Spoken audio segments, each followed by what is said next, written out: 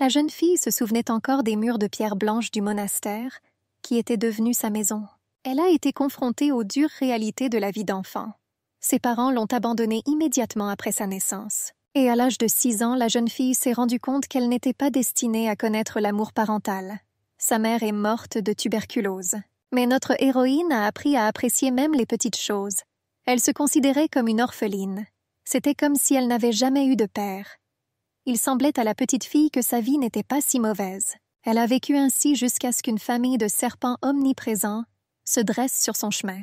Cette famille était prête à brûler le duché, qui était tout son monde pour la jeune fille. La petite fille écoutait ce que disaient les religieuses. Les quartiers sont sortis victorieux de la guerre contre la famille Lore. On pensait que, dès le début, ce n'était qu'un faux spectacle. Personne dans cet empire ne pouvait s'opposer sur un pied d'égalité à Cartier. Le désir de ces salauds de posséder les terres des comtes était trop évident.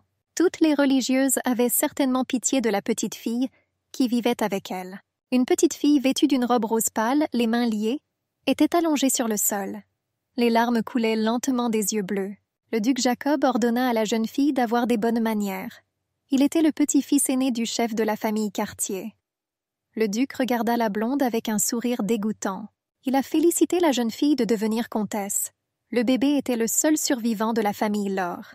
Jacob a demandé à madame de signer le document. La jeune fille relut le document avec l'horreur dans les yeux.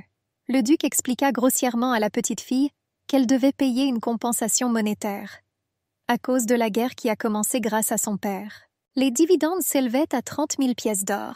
La jeune fille, les larmes aux yeux, a demandé où elle pouvait obtenir une telle somme d'argent. Le duc a exigé une caution du bébé. Elle deviendra collatérale et sera contrainte d'abandonner toutes les terres. Jacob, d'un ton moqueur, lui proposa de travailler pour lui. Mais si elle travaille toute sa vie, elle ne pourra toujours pas rembourser ses énormes dettes. Le duc regarda la jeune fille et réalisa que sa forme serait utile pour d'autres compensations. Jacob a déclaré que la blonde était la propriété de Cartier. Le nom de la jeune fille était Élisée de Lore. Selon des documents datant de l'année 989 de l'Empire, Éliche était le chef du comté. L'espace d'un instant, le bébé plongea tête baissée dans l'abîme. Au moment des faits, la jeune fille n'avait que 14 ans. 11 ans plus tard, la jeune fille décide de s'enfuir. La jeune fille courait le long d'un chemin forestier. Beaucoup de gars l'ont suivie. Suffoquée de peur, Élisée murmura qu'elle ne voulait pas mourir. Le duc, assis sur un cheval, chercha la femme maigre et l'appela par son nom. La jeune fille se laissait harceler chaque jour. Elle ne pouvait pas les laisser l'achever. La jeune fille a trébuché sur quelque chose et est tombée.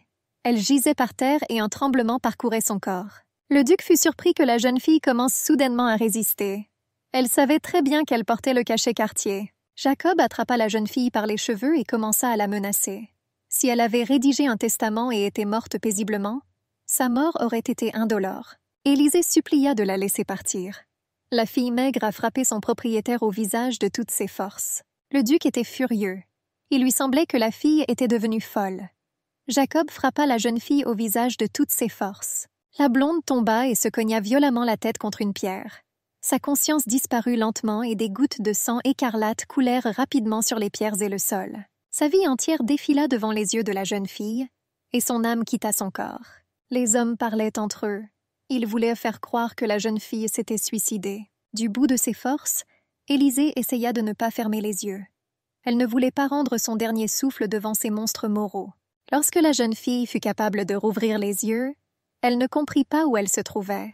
Forte de cette expérience, la jeune fille a brusquement sauté du lit. La jeune fille aux cheveux noirs était heureuse qu'Élisée se soit réveillée. La fille maigre ne se souvenait pas de ce qui s'était passé, ni de la façon dont elle s'était retrouvée ici. On a dit à la blonde qu'elle avait perdu connaissance devant la tempe. La fille était perdue et demanda à nouveau. Elle a compris que cet événement s'était produit il y a 5 ans. Élisée se souvenait du moment où elle allait à l'église avant le Nouvel An. En s'examinant attentivement dans le miroir, elle remarqua qu'elle n'avait aucune cicatrice. En essayant de se relever rapidement, la jeune fille a commencé à tomber mais a réussi à attraper la fenêtre. En entendant des bruits venant de l'extérieur de la fenêtre, il réalisa que les préparatifs étaient en cours pour l'anniversaire du Seigneur. Une femme en bas criait à une autre de remettre le plus tôt possible une note de vœux à tous les fidèles du temple principal. Les préparatifs pour les vacances battaient en leur plein. Les gens s'agitaient. Certains réclamaient davantage de fleurs. D'autres étaient occupés avec la liste des invités. Et notre héroïne se tenait devant la fenêtre ouverte. Elle ne comprenait toujours pas si elle était réellement morte. Et que pouvait-elle faire maintenant? Elle était déçue de devoir une fois de plus prolonger sa misérable existence. Frustrée, elle serra les poings et retint à peine ses larmes. Le bruit des sabots se faisait entendre de loin. Des chevaux noirs tapant du sabot tiraient de nombreuses voitures. Élisée était assise sur une colline. Elle regarda d'un air absent les cimes duveteuses des arbres. Une fille aux cheveux roux s'est approchée d'elle et lui a demandé comment se sentait Élisée. Sans détourner le regard, la blonde la remercia pour son inquiétude. La femme mince a expliqué qu'elle se sentait maintenant beaucoup mieux. La jeune fille en robe verte était heureuse que la fille maigre puisse assister à la célébration en l'honneur de l'anniversaire du Seigneur. La blonde comprit que ses vacances seraient quelque chose de grandiose. Les yeux verts de son amie brillaient de joie et d'anticipation de la célébration. Élisée a décidé de faire face à la vérité sans trop en attendre. Elle remarqua que ses vacances n'avaient rien à voir avec eux. Et s'ils ne terminent pas le travail à temps, ils seront punis pour désobéissance. L'amie soupira qu'Élisée ne la laissait même pas rêver.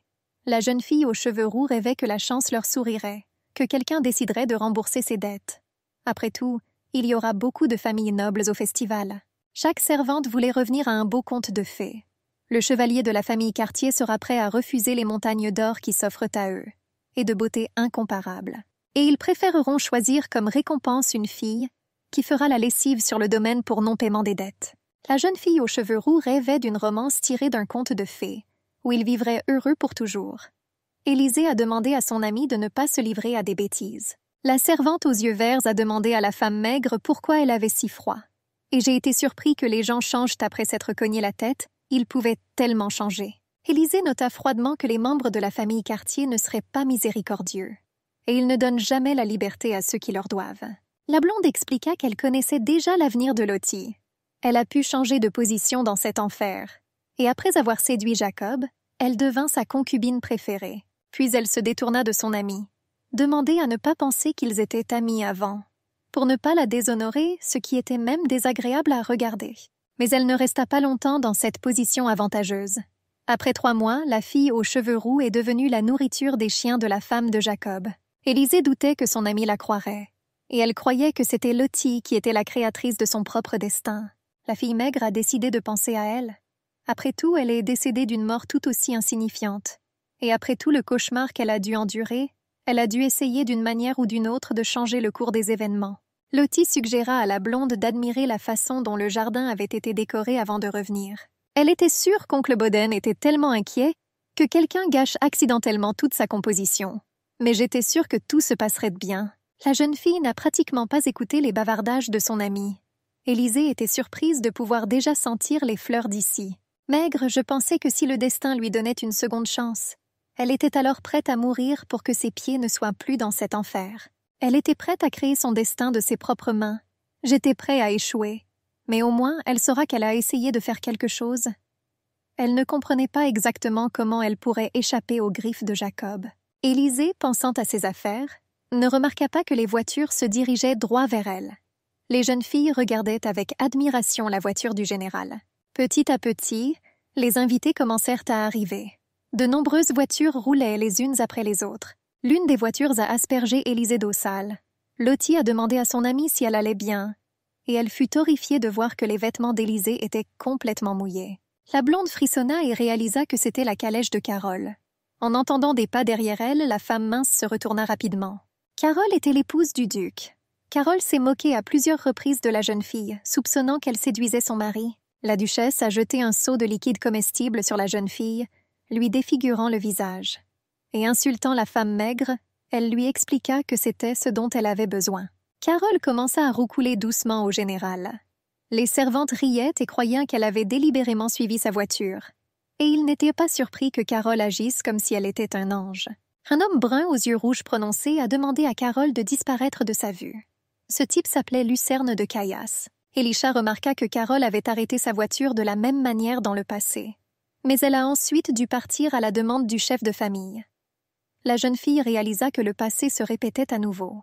Carole n'a pas compris qu'elle n'était pas la bienvenue et a continué à flirter. Lucerne fut surprise de qualifier leur rencontre de fatidique. Il était visiblement mécontent de l'arrêt soudain de la voiture. Carole a été choquée par son calme et son impolitesse. Les larmes coulant lentement sur leur visage, Les filles accusèrent le cocher de tout. Elle a expliqué qu'elle aussi avait été effrayée par l'arrêt soudain au milieu de la route. Le gars est resté complètement indifférent et n'a pas du tout écouté la duchesse. Mais faites attention à notre personnage principal. La jeune fille frémit. Il ordonna aux deux amis de partir. Élisée fut très surprise car dans leur vie passée, ils avaient discrètement espionné la rencontre de Lucerne et Carole jusqu'à leur rupture. Des gouttes de sueur apparurent sur le visage de la blonde et des larmes coulèrent de ses yeux. Après tout, l'avenir était en train de changer. Élisée ne comprenait pas pourquoi il avait décidé de prêter attention aux simples mortels. Elle réalisa qu'il n'y avait aucun moyen d'éviter la conversation. Lucerne leur demanda si elle était désormais en possession du duc Jacob. La blonde ne put retenir ses larmes. Des gouttes chaudes roulaient des joues et tombaient dans le panier à linge. Le gars a demandé qui étaient ces filles. Mais Carole lui conseilla de ne pas prêter attention aux salles domestiques. La dame racontait à l'homme aux cheveux bruns que les filles lui semblaient inutiles, paresseuses, qu'elles ne savaient pas vraiment quoi faire. Après tout, son mari Jacob leur a généreusement permis de travailler pour rembourser leurs dettes. En essayant de ne pas tomber la face contre terre, Carole a expliqué à quel point les filles étaient apathétiques, qu'elle ne peut leur confier que des travaux faciles. Par exemple, laver. En entendant cette conversation, des larmes coulèrent involontairement des yeux d'Élisée. Lucerne a demandé à la femme maigre pourquoi elle pleurait. Carole était furieuse et ne comprenait pas pourquoi le gars s'intéressait à cette question. La duchesse a demandé avec colère comment les filles pouvaient se présenter devant les invités sous une telle forme. Après tout, à cause de cela, des rumeurs auraient pu se répandre selon lesquelles elle n'était pas en mesure de surveiller ses propres serviteurs. Carole a ordonné des excuses immédiates au général. Élisée a demandé si la maîtresse irait bien si elle enlevait ses vêtements sales maintenant. La fille maigre a expliqué que sa robe était sale parce que la voiture l'avait aspergée d'eau sale. Et elle a expliqué que ce qui s'était passé n'était pas de sa faute. La fille a dit que si le problème venait de ses vêtements. Ensuite, elle l'enlèvera simplement pour ne pas gêner la duchesse. Lottie a demandé ce qui avait pris son amie. Carole, essayant de détourner l'attention du général, expliqua que les domestiques ne faisaient que cela, cherchant des excuses pour tout. La duchesse tenait la tête, et elle se demandait comment la jeune fille impudente osait se comporter de manière aussi obscène devant le grand général. Lucerne ne prêta aucune attention à Carole, et il alla à la rencontre de la servante. Il répéta sa question avec insistance. Baissant son regard baissé vers le sol, la jeune fille s'excusa, et elle a expliqué qu'elle était très contrariée que les vêtements qu'elle lavait soient à nouveau sales. Le gars s'est senti coupable de cet incident. D'un mouvement brusque, il ôta son manteau et le jeta sur les épaules de la jeune fille. Il pensait avoir également été impliqué dans cet incident. Lucerne a ordonné à la jeune fille de ne pas révéler ses faiblesses. Il a murmuré à l'oreille de la jeune fille pour qu'elle ne permette à personne de la regarder, surtout dans cette résidence. S'étirant et bâillant de fatigue, Lottie remarqua que cette journée avait été complètement imprévisible. Élisée tient son manteau sur ses genoux. Elle était stupéfaite d'avoir rencontré de manière aussi absurde un homme ayant la réputation la plus terrible de tout l'Empire. La jeune fille se souvenait du regard lourd et perçant du gars.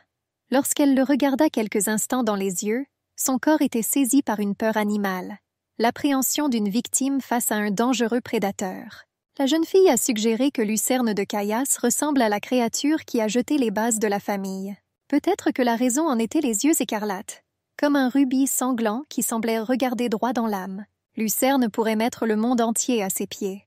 Mais sa mère n'avait ni famille ni nom noble, et c'est seulement à cause de cela qu'il n'a pas fait partie de la famille Cartier. Il y avait des rumeurs selon lesquelles le chef de la famille actuelle, qui se distinguait par son manque de cœur, le regrettait. L'héritage dans la famille ducale était spécifique. L'ordre de naissance n'avait aucun rôle. Ils ont dû se battre directement pour le pouvoir. L'enfant illégitime, au regret de tous, possédait les capacités les plus remarquables. Lucerne était un chevalier ordinaire, mais à son âge, il avait déjà atteint le grade de général. Il commandait tous les chevaliers de l'Empire. Il a obtenu son titre tout seul. Mais son objectif principal reste toujours le poste de chef de la famille Cartier, auquel il ne peut prétendre. À l'âge de 7 ans, Lucerne se jura que tout ce qui ne lui appartiendrait pas, il le réduirait en poudre. Et s'il le souhaite, il n'aura aucun problème à détruire le duché jusqu'à ses fondations. Élisée était pleinement consciente du danger que représente cet homme. Lottie a demandé à son amie pourquoi elle ne dormait pas. Le maigre a dit qu'il était sur le point d'aller se coucher. En bâillant doucement, la femme aux cheveux roux dit que ses yeux s'endormaient déjà et qu'elle allait se coucher. La blonde l'a compris même si elle avait remonté le temps. Mais malgré tous ses efforts, elle doit toujours 30 000 zlotys. Avec tristesse, elle comprit que jusqu'à ce qu'elle paie, elle resterait entre les mains de Jacob. Même si vous essayez de vous échapper, la marque vous aidera à la retrouver facilement. Mais la jeune fille, avant de retourner dans le passé, a appris quelques secrets que Cartier gardait. Chacune des familles du duc avait envie de quelque chose. En sautant du lit, la jeune fille réalisa qu'elle devait trouver quelqu'un qui était en colère contre Jacob et qui avait le pouvoir de l'écraser. La jeune fille comprit qu'elle avait besoin de quelqu'un capable de rembourser une dette de 30 000 zlotys. Elle réalisa que Lucerne était la seule personne à ne jamais l'avoir intimidée. Sans jeter la cape sur ses épaules, la jeune fille réalisa que c'était exactement ce dont elle avait besoin. La jeune fille a entendu dire que chaque fois que Lucerne venait au manoir, il restait dans la pièce où il avait passé son enfance. La blonde décida d'y aller directement. Mais il y avait un problème. Sortez de l'annexe où il vivait. Cela était impossible pour les domestiques, car chaque nuit les portes principales étaient fermées, pour éviter la fuite des éléments collatéraux. Mais heureusement pour la femme maigre, elle connaissait les secrets que gardaient les murs de ce manoir. La jeune fille a utilisé un interrupteur invisible, ouvrant un passage secret. L'entrée reliait toutes les épingles à cheveux des possessions ducales. Élisée comprit que tant que Jacob serait en vie, elle ne pourrait pas échapper aux griffes tenaces de cette famille. Malgré sa peur, la jeune fille s'avança. Elle avait l'impression qu'elle devait rencontrer cet homme. Lucerne s'assit dans la salle de bain et réfléchit à la vie. Il ne comprenait pas pourquoi il se passait toujours des choses qui l'énervaient dans cette maison. Lucerne fut invitée à choisir une fille issue de familles nobles déchues. Chacune des filles héritera du titre. Le chef comptait sur un mariage rapide. Le général était très ennuyé que le vieil homme ne puisse pas rester assis. Et cette tentative de l'épouser lui paraissait bien ignoble. Le majordome expliqua à Lucerne que le maître insistait sur le fait qu'il avait besoin du titre de noble. Lucerne a expliqué que son père n'aimait pas le fait qu'en tant que chevalier, il ne puisse pas participer à la bataille pour le pouvoir. Sortant son épée, l'homme expliqua qu'il était très agacé par cette situation. Il a demandé si le majordome pouvait le faire lui-même pour tout couper à la racine. Lucerne était déjà dans la baignoire. Il a suggéré que le vieil homme était désolé que les terres qu'il avait capturées soient allées à l'Empire. Lucerne prit un verre de vin. Il remarqua que la cupidité de ce vieil homme ne connaissait pas de limite. De façon inattendue, le général se souvint du visage de la servante. Lucerne comprit qu'il s'était enfin adouci et eut pitié des domestiques. Il comprit qu'elle ne tiendrait pas longtemps dans la famille Cartier. Les pensées sur cette fille lui ont rappelé des souvenirs d'enfance. On lui a dit que pour lui, avoir un enfant hors mariage, la cupidité était un vice acceptable. Ils expliquèrent au garçon qu'ils battirent ses péchés avec un énorme fouet. Alors qu'il était allongé sur le sol, il ne pouvait que grimacer de douleur. Le gars pensait que ce foutu Cartès ne savait pas comment accueillir les invités. La jeune fille continuait à marcher dans les couloirs interminables. Son chemin n'était éclairé que par une petite bougie. Un courant d'air éteignit la bougie, plongeant les couloirs dans l'obscurité. La jeune fille se rassura qu'elle n'avait qu'une courte distance à parcourir. Élisée, qui le suivait dans l'obscurité totale, entendit un bruit. Sa robe de nuit s'est déchirée sur l'une des statues. La fille maigre se ressaisit et ne recula pas. Elle a parcouru tellement de chemins, et elle réalisa qu'elle ne pouvait pas reculer à cause d'un morceau de tissu. Le blond espérait que sa chambre devait être ici quelque part. La jeune fille frissonna lorsque le général lui demanda ce qu'elle avait oublié ici. Il a demandé qu'il l'avait envoyée dans ses appartements. Il y avait de la rage dans ses yeux. Il a demandé à qui appartenait cette affaire. Ayant surmonté ses peurs, la jeune fille a proposé un marché. Élisée dit qu'elle détenait des informations qui intéresseraient certainement Lucerne. Elle connaissait un moyen qui permettrait au général de prendre la place de chef. Lucerne a expliqué qu'il n'avait pas l'intention de faire confiance à la jeune fille qui s'est présentée à lui dans une tenue aussi révélatrice. Il considérait la jeune fille comme une espionne. De toutes les personnes qui lui étaient envoyées, Élisée semblait le plus stupide. Le gars a expliqué qu'il n'était pas de la meilleure humeur en ce moment. Demandez à la jeune fille de révéler rapidement qui l'a envoyé et lequel d'entre eux devra restituer son cadavre. Même les menaces n'ont pas arrêté la jeune fille. Elle a expliqué qu'elle voulait juste l'aider. La jeune fille ne pouvait plus mourir d'une mort aussi stupide. La fille maigre a raconté qu'un jour de pluie, il était né sous un iris, et c'est pour cela qu'il tire son nom. Incapable de le supporter, le gars a attrapé Élisée par la gorge et lui a demandé qui elle était. La jeune fille ne savait pas comment lui expliquer que dans une vie antérieure, elle avait entendu une conversation entre Jacob et Carole. Elle se rappelait comment Jacob était à genoux et sanglotait. Le duc a dit à sa femme que personne ne devrait en aucun cas le savoir. Il était nécessaire de garder cela secret jusqu'à ce que Jacob prenne la place de chef. Carole le rassura, car il ne restait plus personne au courant. Haletante, la jeune fille essaya de desserrer les mains fortes de Lucerne. Elle lui a demandé s'il voulait connaître la véritable cause du décès de sa mère. Il y avait de la perplexité dans les yeux du gars.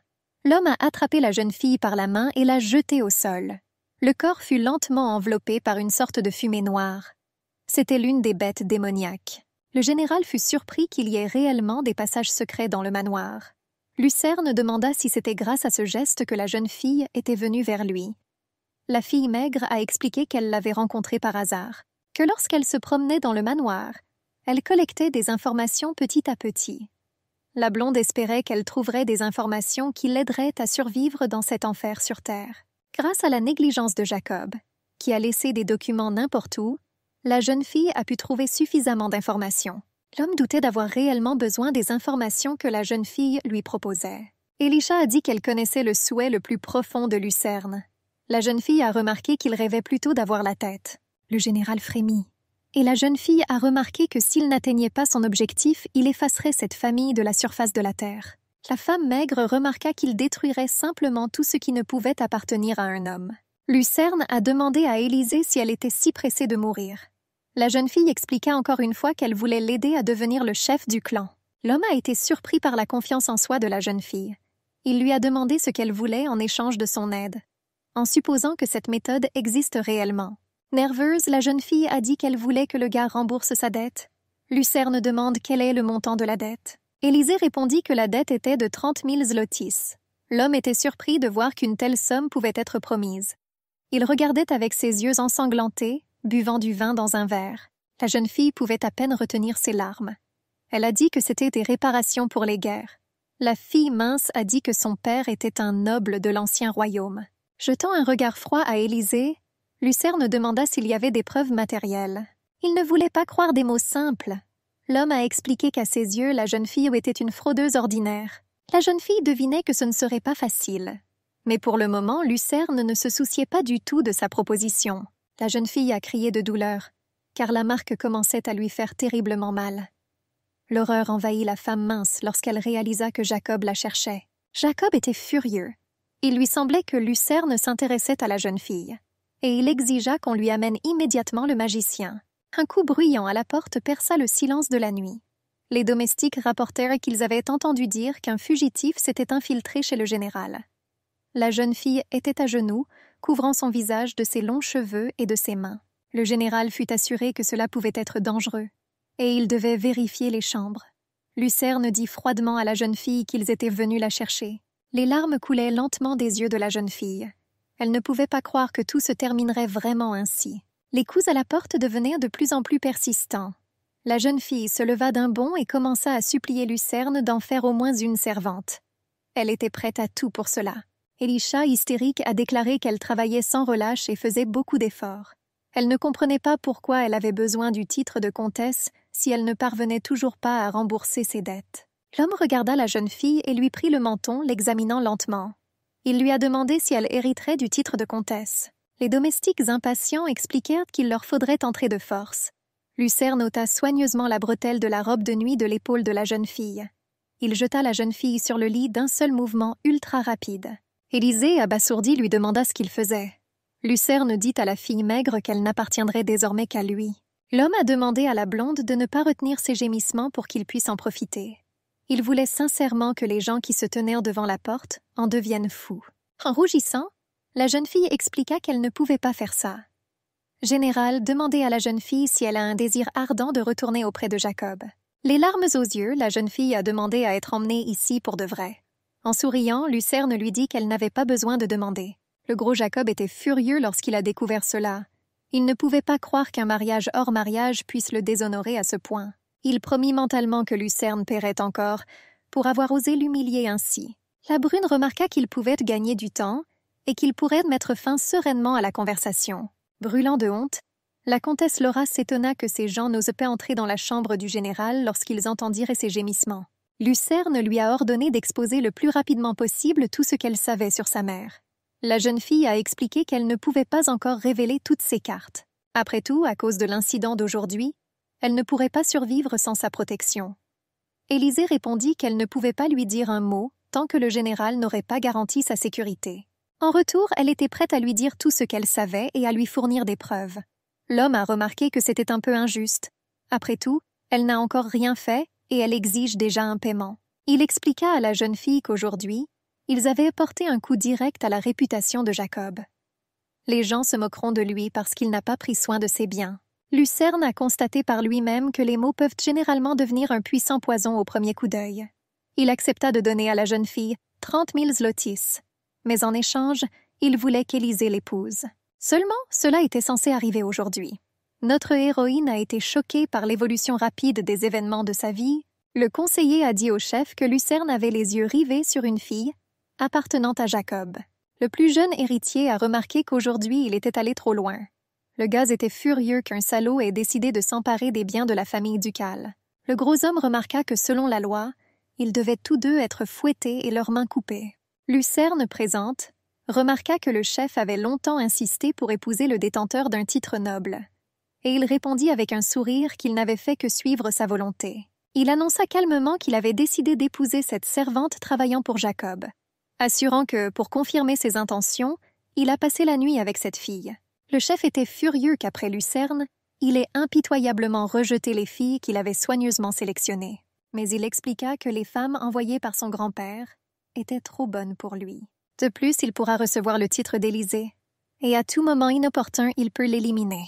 L'homme était convaincu qu'il pourrait la contrôler sans aucun problème, et il lui expliqua qu'elle devait 30 000 zlotys et qu'elle serait tôt ou tard vendue à un bordel. Le général a expliqué qu'il la considérait comme un trésor, alors que pour Jacob, elle n'était qu'une poubelle. Jacob sursauta brusquement, montrant son mécontentement au général. Le chef arrêta brusquement Jacob et lui demanda ce que seraient 30 000 zlotys d'autres. Le chef ne comprenait pas où une fille avait une dette aussi énorme. Lucée a expliqué que son épouse était une aristocrate de l'ancien royaume et qu'elle était la fille unique du comte Laura. Et c'était mort des réparations pour la guerre. Le chef a demandé à quel point Jacob serait avare s'il confisquait toutes les terres, en ajoutant un montant de compensation aussi inimaginable. Jacob soupira, appelant le grand-père en chef. Le vénérable époux était furieux d'un tel manque de respect. Il a ordonné que la dette soit recalculée, et il a ordonné à Lucerne de payer le montant correspondant. Lucerne a répondu qu'elle était prête à payer la totalité des 30 000 zlotys. L'homme a reçu la permission du chef et était prêt à commencer à préparer le mariage. Le chef a dit qu'il avait encore une condition. Alfalfa est arrivé chez sa future épouse et a boutonné le dos de sa robe. La marque était visible sur son cou. Élisée était allongée sur le lit, se demandant comment se dérouleraient les négociations de Lucerne avec sa famille. Elle réalisa que Jacob protesterait désespérément. Si tout se passe bien, elle fera un pas de plus vers la liberté. Skinny soupçonnait Lucerne de l'avoir choisie. Il y avait beaucoup d'autres filles qui tournaient autour du général. La plupart des filles étaient prêtes à se jeter à son cou sans même penser à sa réputation. La jeune fille était confuse face à cette situation. Après tout, elle voulait juste que l'homme rembourse sa dette. Lucerne lui explique qu'il ne l'a pas choisie en raison de son statut. C'était une question d'information dont disposait la fille maigre, et son corps était une garantie ordinaire. L'homme a promis que si la blonde pouvait prouver sa valeur, elle recevrait une récompense sous la forme d'un divorce. Le général voulait avertir la jeune fille que si elle lui ment ou semble être l'espion de Jacob, alors elle aura des ennuis. Élisée interrompit son discours. Elle lui a promis que cela n'arriverait pas. Lucerne l'a prévenue de ne pas le décevoir. La fille était heureuse que l'homme ne l'ait pas vraiment dénoncé à Jacob. Il semblait qu'il avait lui-même décidé de l'utiliser. Elle a conclu que jusqu'à ce qu'elle découvre ce qu'il avait en tête, elle ne pouvait pas lui faire confiance. Ils frappèrent à la porte et demandèrent à entrer. Après le déclic de la serrure, 2 hommes en uniforme sont entrés. Ils se présentèrent comme chevaliers de l'ordre du Lion Noir, dirigés par Lucerne. La plus petite s'est présentée comme étant Nora de Marthe, et un grand blond aux yeux verts s'est présenté comme étant Yann. Yann a dit à la fille qu'en raison de la précipitation et du manque de femmes de chambre personnelle du maître, c'est lui qui aiderait la fille aujourd'hui. Le gars a admis qu'il n'avait auparavant travaillé que dans le département du renseignement. La jeune fille confuse répondit qu'il n'y avait rien de mal. Le Lion Noir était un ordre sous le contrôle de Lucerne. Seuls les chevaliers formés personnellement par le général lui-même entrèrent dans l'ordre. À ce jour, personne dans l'Empire n'avait entendu parler de cet ordre. Yann était l'un des plus proches collaborateurs de Lucerne. Les dames nobles tombaient souvent amoureuses de cet homme à cause de sa belle apparence. Nora était l'une des rares femmes chevaliers de l'Empire. Dans le passé, une femme chevalier a aidé Élisée dans une situation de vie difficile. Nora a remis les documents à la jeune fille et lui a demandé de les regarder dès qu'elle aurait fini de se préparer. Élisée fut surpris par ce contrat et ne comprit pas ce qui se passait. Lucerne a demandé à Yann pourquoi il était ici. Le gars a expliqué au général qu'il ne trouvait personne pour l'aider à se coiffer et à se maquiller. L'homme a demandé si la mariée avait signé le contrat. Le chevalier répondit qu'elle n'avait tout simplement pas encore le temps. Les filles se sentaient mal à l'aise de porter pour la première fois quelque chose d'aussi élégant et coûteux. Elles pensaient que tout cela lui paraissait étrange. Le général agita la main permettant au chevalier de partir. Sentant le regard évaluateur de l'homme, Élisée pensa que de tels vêtements ne lui allaient pas. Lucerne serra la jeune fille par la taille et la complimenta. Très gênée, la jeune fille a demandé de ne pas exagérer. L'homme a souri et a dit que vous attendriez avec impatience que la fille lui montre quelque chose de mieux. Le général a demandé à la jeune fille de s'asseoir et de lire le document, et elle pensait que Lucerne jouait avec elle. Les préparatifs étant terminés, il a demandé à signer le contrat. Les hommes de Jacob devaient arriver dans environ une demi-heure. La jeune fille était horrifiée, car le contrat stipulait qu'elle n'avait pas le droit de demander le divorce pendant toute la durée du mariage. Chaque jour passé dans le mariage équivaudra à 10% supplémentaires du montant initial. Si elle demande le divorce, elle devra restituer 30 000 zlotys et les intérêts courus au moment du divorce. Et si le divorce était dû à la faute de la mariée, elle était alors complètement privée de sa liberté. En signant ce contrat, la jeune fille s'est pratiquement vouée à l'esclavage éternel. La voix de la jeune fille tremblait d'incertitude. Mais elle a refusé de signer. Lucerne était choquée que la jeune fille ait changé d'avis si rapidement. La mariée a expliqué que sa décision de suivre le général restait inchangée. Mais elle exige de reconsidérer les termes de ce contrat. Le général a déclaré sévèrement qu'il n'aimait pas négocier. Élisée a suggéré cela s'il n'est pas prêt à lui faire confiance. Il pourra ensuite l'interroger à l'aide du sérum de vérité. L'homme était confus. Après tout, il ne comprenait pas ce que pensait la mariée et ce qu'elle voulait vraiment. La jeune fille demanda froidement quand il divorcerait. L'homme a expliqué qu'il divorcerait dès qu'il trouverait un remplaçant.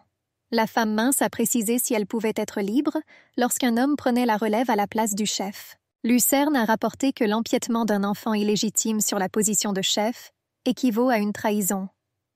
Il doutait que s'il prenait cette mesure, la jeune fille resterait en sécurité. Élisée a posé une question logique. Après tout, si Jacob ou Marco devient le chef, il est peu probable qu'elle et lui puissent survivre. Et elle croyait qu'il le savait très bien. L'homme a demandé à la blonde si c'était toutes ces conditions. La jeune fille a demandé de supprimer la clause sur l'adultère. Après tout, il ne sera pas difficile pour les personnes intéressées de tout qualifier de trahison. De plus, en utilisant son nom, il ne doit pas vendre de drogue ou d'armes. L'homme a été surpris par de tels détails. Il semblait à Lucerne que ce n'était pas la première fois que la jeune fille rencontrait quelque chose comme ça. La jeune fille frémit involontairement aux paroles du marié. Lorsque le contrat a été modifié, la jeune fille l'a signé. Lucerne a demandé si elle était heureuse maintenant. La jeune fille hocha silencieusement la tête en réponse. L'homme serra fermement la main de la femme maigre et lui demanda de ne pas oublier que cela ne la rendait pas plus libre. Lorsque la jeune fille signa le contrat, Lucerne lui proposa de consommer le mariage comme il se doit. 3 jours plus tard, l'homme a libéré la mariée de la magie du pistage. L'homme a nourri son ombre avec la vieille marque, ce qui a causé une douleur insupportable à la jeune fille. Lucerne pourra désormais suivre la femme maigre partout où elle va. La blonde voulait regarder sa nouvelle marque. L'homme a chassé ses 2 aînés en les menaçant. La jeune fille regarda dans le miroir son cou et la marque dessus. Elle a remercié le marié et a dit qu'elle se sentait beaucoup mieux. Tout le monde se demandait quel genre de fille elle était pour qui ils avaient payé 30 000 zlotys. Depuis 3 jours, les discussions à ce sujet ne se sont pas calmées. Il est fort probable que Cartier soupçonnait que quelque chose n'allait pas. Par conséquent, le chef a insisté pour qu'une cérémonie de mariage soit organisée. Le gars pensait mettre une autre marque. Le marié a mordu la jeune fille à l'épaule, la faisant crier fort. Le prêtre a demandé au marié de s'approcher de l'autel du mariage. La jeune fille ne pouvait pas croire qu'elle deviendrait désormais l'épouse de Lucerne. Les opinions des prétendants au trône étaient méchantes. Elle a dit que les esclaves ne connaissaient pas du tout leur place. Et cette folle aurait besoin de quelques coups pour se redresser la cervelle. D'autres ont été surpris qu'elle ait osé se souhaiter les rayons de la vie. Et ils croyaient que des insectes comme elle ne pouvaient même pas en rêver tranquillement. La jeune fille s'est surprise à penser qu'elle avait peur. Le gaz a remarqué qu'il avait mis la marque et désormais la fille n'était plus qu'à elle. Lucerne voulait que la jeune fille lui bouleverse les épaules et se comporte comme sa femme le devrait. Élisée était heureuse de se tenir fièrement devant des gens qui s'étaient auparavant essuyé leurs pieds sur elle. Auparavant, la fille ne pouvait même pas imaginer cela. Et maintenant, elle se tenait déjà devant l'autel. Le prêtre a demandé à lire leurs vœux sacrés de mariage devant Dieu. Élisée était étonnée qu'après son horrible mort, elle ait la chance d'avoir une autre opportunité. Désormais, elle peut commencer une nouvelle vie. Il semblait impossible que Lucerne de Caïas soit toujours à ses côtés en tant qu'époux. La jeune fille mince s'est promis de ne jamais manquer l'occasion que lui offrait le destin. Elle avait une chance de se venger de cette foutue famille pour avoir ruiné sa vie. Lorsque l'homme lui a mis la bague au doigt, la jeune fille rêvait de devenir enfin libre. Le prêtre, aujourd'hui 995 depuis la fondation de l'Empire, bénit Lucerne de Kis et Élisha de l'Or. Il les déclara mari et femme. Un banquet fut organisé en l'honneur du mariage du général et de sa charmante épouse. Le chef de famille était assis à une place d'honneur. À sa droite se tenait Lucerne. L'homme aux cheveux gris a déclaré qu'il ne comprenait pas ses véritables motivations. Mais il était sûr d'une chose, puisqu'il avait contracté un mariage qu'il avait auparavant évité par tous les moyens. Cela signifie que sa femme a réussi à lui offrir quelque chose de valable. La brune a assuré que son élu était une personne plutôt intéressante. Et cela l'a beaucoup intriguée. La tête regardait de loin, observant Élisée. Il a dit que le temps nous dirait si elle méritait vraiment 300 000 pièces d'or. Et notre héroïne était prête à pleurer de ressentiment et d'inconfort face aux nombreux regards évaluateurs. Ses yeux étaient rouges et visiblement humides. Elle a été surprise de constater que des trésors précieux et des peintures célèbres étaient facilement exposés lors du banquet à la vue de tous. Une dame s'est approchée inaperçue et a demandé ce qu'Élisée regardait si attentivement. Elle frémit involontairement de surprise. La dame a expliqué en souriant qu'il s'agissait de cadeaux préparés par les petits-enfants du chef pour son anniversaire. C'était Arien, la femme de Marco. Le chef de la famille Cartier avait 3 fils. Actuellement, seul son 2e enfant est encore en vie. Et il devint Merha, se consacra à la religion et reçut le rang de prêtre dans le temple. Et il luttait de toutes ses forces pour obtenir le titre de grand pape, le summum absolu du pouvoir du temple. Dans une lutte pour le pouvoir au sein de la famille, il a laissé à sa place son fils Marco.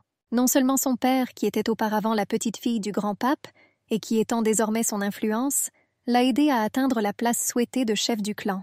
Une fois, ils ont même kidnappé Élisée, la prenant pour la confidente de Jacob et ont essayé d'extraire des informations sur lui. Ensuite, ils étaient encore surpris que la fille se révèle si tenace. Marco devinait qu'elle ne le savait peut-être pas, ou qu'elle était si fidèle à Jacob. Et sa femme doutait que des gens qui ne pouvaient que ramper devant les autres et suivre silencieusement les instructions puissent le savoir. La même dame déclara qu'elle n'était pas sûre qu'Élisée ait déjà vu quelque chose de semblable auparavant. Notre héroïne pensait que le caractère ignoble et l'attitude méprisante de la dame envers les autres n'avaient pas du tout changé. Elle a répondu que ce n'était pas possible, car tous les objets trouvés ici avaient été préparés spécifiquement pour le chapitre, mais que chacun d'eux était un trésor rare. Élisée a dit qu'il était particulièrement intéressant de noter le fragment d'os appartenant au prophète d'Istrampe. Mais je me suis dit que c'était une de ces choses qui démontraient les vilains dessous de la vie du temple. Après tout, ils ont effrontément profité du fait que les reliques des saints morts de leur propre mort portèrent la protection divine. La dame a dit à la jeune fille qu'elle était très perspicace, et elle a dit que c'était un cadeau préparé pour le chef par son mari. L'autre dame se plaignait pour une raison quelconque. Le gros homme demanda à Carole, en la pressant contre son épaule, ce qui lui arrivait. Sa femme lui répondit en larmes qu'elle était tout simplement très heureuse. Elle a insisté sur le fait que pendant tout ce temps, c'était eux qui prenaient en soin d'Élisée. Et maintenant qu'elle comprenait que la jeune fille dont il s'occupait avait rencontré un marié si merveilleux, elle était très touchée. Elle a insisté sur le fait qu'elle voulait tellement qu'Élisée soit aimée. La jeune fille l'a remerciée pour ses aimables paroles. Mais Carole commença à lui assurer qu'elle se trompait, et elle s'empressa de se rapprocher d'elle. Après tout, Lucerne a déclaré lors du petit déjeuner que la raison du mariage était simplement la pitié. Elle a rapporté que son mari considérait Élisée comme une fille impuissante, issue d'une famille déchue, qui n'avait aucune chance de retrouver une vie normale. Carole a insisté sur le fait que ce sont les paroles de Lucerne, et elle demanda si c'était trop froid et cruel pour une personne qui était sur le point de se marier. La dame lui a attrapé la tête et a fait une grimace émue en larmes. Elle a assuré que s'il n'y avait aucune trace d'amour mutuel entre les époux, Cela lui déchirait le cœur de tristesse pour elle. La femme de Marco s'est jointe à la conversation. Elle a insisté sur le fait qu'elle ne connaissait pas ces détails. Et j'ai été surpris que ce soit exactement ainsi que les choses se passent réellement. Elle a assuré qu'elle aussi était infiniment désolée. Lucerne, qui s'approchait des dames, entendit dire sa femme qu'elle pense que le comportement de Carole est trop arrogant. Élisée a déclaré qu'elle considérait l'arrogance des personnes nobles comme un manque de dignité. Et peu importe le nombre de couples différents qui existent dans le monde. Dans chacun d'eux, les relations se manifesteront différemment. La jeune fille était surprise de savoir pourquoi la dame pensait que si sa famille n'avait plus d'argent, son mari ne pourrait pas simplement l'aimer. Et elle a été surprise de pouvoir évoquer sa famille lors de son propre mariage. Elle a demandé s'ils avaient tous oublié exactement comment le comte Laure était mort. Jacob toussa dans son poing. Les dames se tendirent. Le chef se rendit compte que l'intensité des passions grandissait. Le gros homme fut surpris de voir Élisée oser reprocher une telle chose à leur famille. Jacob était absolument furieux. Il était étonné qu'elle puisse laisser entendre que Cartier devrait lui présenter ses excuses. L'homme avait déjà pointé la main vers la jeune fille. Élisée ferma instinctivement les yeux. Elle s'est préparée à être frappée. Mais quand la jeune fille ouvrit les yeux, son mari tenait Jacob fermement par la main. Il a dit qu'il n'avait absolument aucune manière. Lucerne lui dit qu'il voudrait lui rappeler qu'il ne doit pas élever la voix en présence de la tête. Jacob se frotta l'épaule. Il a demandé ce qu'il s'autorisait ici. Carole était très inquiète pour son mari. Élisée était également inquiet. Carole a demandé à son mari si tout allait bien pour lui. Il se demanda comment ose-t-il être si impudent pour le traiter ainsi. Élisée était prête à pleurer. Carole n'arrivait toujours pas à se calmer. Elle s'adressa à la tête. Elle était sûre qu'un tel acte n'était pas du tout typique du général. Et la dame a suggéré qu'il était possible que l'influence néfaste de sa nouvelle épouse soit à blâmer. Après tout, dès son apparition, des querelles ont immédiatement commencé dans leur famille. Elle a insisté sur le fait que cela lui faisait très peur. L'homme aux cheveux blancs fronça les sourcils.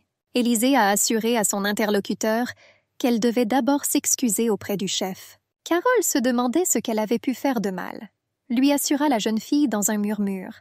Étant l'épouse de l'aîné des enfants de la célèbre famille Cartier, elle n'a pas seulement montré ses larmes aux autres, mais elle est immédiatement allée demander de l'aide au chef, incapable de résoudre seul le conflit. Élisée était sûre qu'une telle faiblesse était un péché impardonnable. Notre héroïne se souvenait parfaitement des édifications du chapitre. Auparavant, elle était à genoux et il lui enseignait. Alors l'homme lui dit que ce n'est pas celui qui passe par-dessus sa tête qui est coupable, mais celui qui supporte sa propre faiblesse. Et maintenant, notre héroïne était heureuse. Parce qu'elle a vécu assez longtemps sous le joug de cette famille, elle était facilement capable de trouver des mots qui plaisirent à la tête. Pensa l'homme aux cheveux gris en posant sa tête sur son poing. Il remarqua qu'Élisée ne succombait pas à la provocation et était capable d'évaluer sobrement la situation. Il aimait aussi beaucoup la façon de penser de la jeune fille. Il pensait que cela valait la peine de lui faire un test supplémentaire. Pendant ce temps, Carole était en colère, serrant les dents. Comment cette fille ose-t-elle lui faire honte juste devant la tête? Elle tremblait d'indignation. Marco admirait Élisée avec un sourire. Il était surpris qu'elle puisse être si sexy, et il a félicité Lucerne pour sa perspicacité. Mais sa femme lui a demandé de ne pas exagérer. Elle croyait que devant eux se trouvait une chienne ordinaire qui avait oublié sa place d'esclave méprisable. L'homme aux cheveux gris a dit que c'était devenu trop bruyant. Il a demandé aux 3 dames de venir le voir. La jeune fille se tut timidement et suivit le chef, qui était assis sur un fauteuil à une place d'honneur dans la salle de banquet. L'homme a dit qu'il avait accepté avec joie tous les cadeaux qu'il lui avait préparés, que chacun d'eux avait une valeur particulière, ce qui, à son avis, n'était pas facile à obtenir. Carole a pointé du doigt la photo et a parlé. C'est la 34e fantaisie du grand artiste Illamp. Et pour la voir, son mari a fait beaucoup d'efforts. L'épouse de Marco a déclaré que pour prendre soin de la santé du chef, elle et son mari ont passé beaucoup de temps à chercher un fragment de l'os du saint prophète Lystrampe. Elle a assuré que la rumeur disait qu'il donnerait de la longévité à son propriétaire. Et son père faisait désormais tout son possible pour obtenir la place du grand pape et devenir sa nouvelle force. Élisée comprit que la principale raison pour laquelle Méra visait ce poste était autre chose. Qu'il voulait rassembler ses forces autour de lui et faire de son fils Marco le chef de la famille Cartier. Mais le chef actuel était contre, et il ne voulait pas voir Mersch comme le grand pape. La dame a dit que si seulement il les aidait un peu, il lui en serait très reconnaissant. Le chef de la famille Cartier était sûr que dans quelques années, ils auraient déjà une telle opportunité. Il voulait entendre le discours d'Élisée sur le don de son mari. Il lui a demandé ce qu'elle dirait à ce sujet. Notre héroïne était un peu confuse au début. Elle a admis que c'était la première fois qu'elle voyait quelque chose comme ça, et il s'est préparé sans sa participation. Elle ne pouvait donc rien dire de spécial. Cependant, elle a insisté sur le fait qu'elle avait déjà entendu parler de la tête du dragon Arthrate, capturé par le général il y a environ 3 ans. Élisée jugea que cette fois la tête était beaucoup plus petite que la précédente.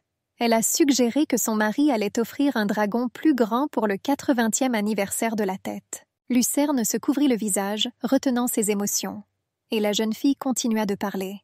Elle a insisté sur le fait qu'elle pensait que son mari voulait dire avec son cadeau qu'il souhaitait que la tête reste saine et pleine de force jusqu'à ce moment-là.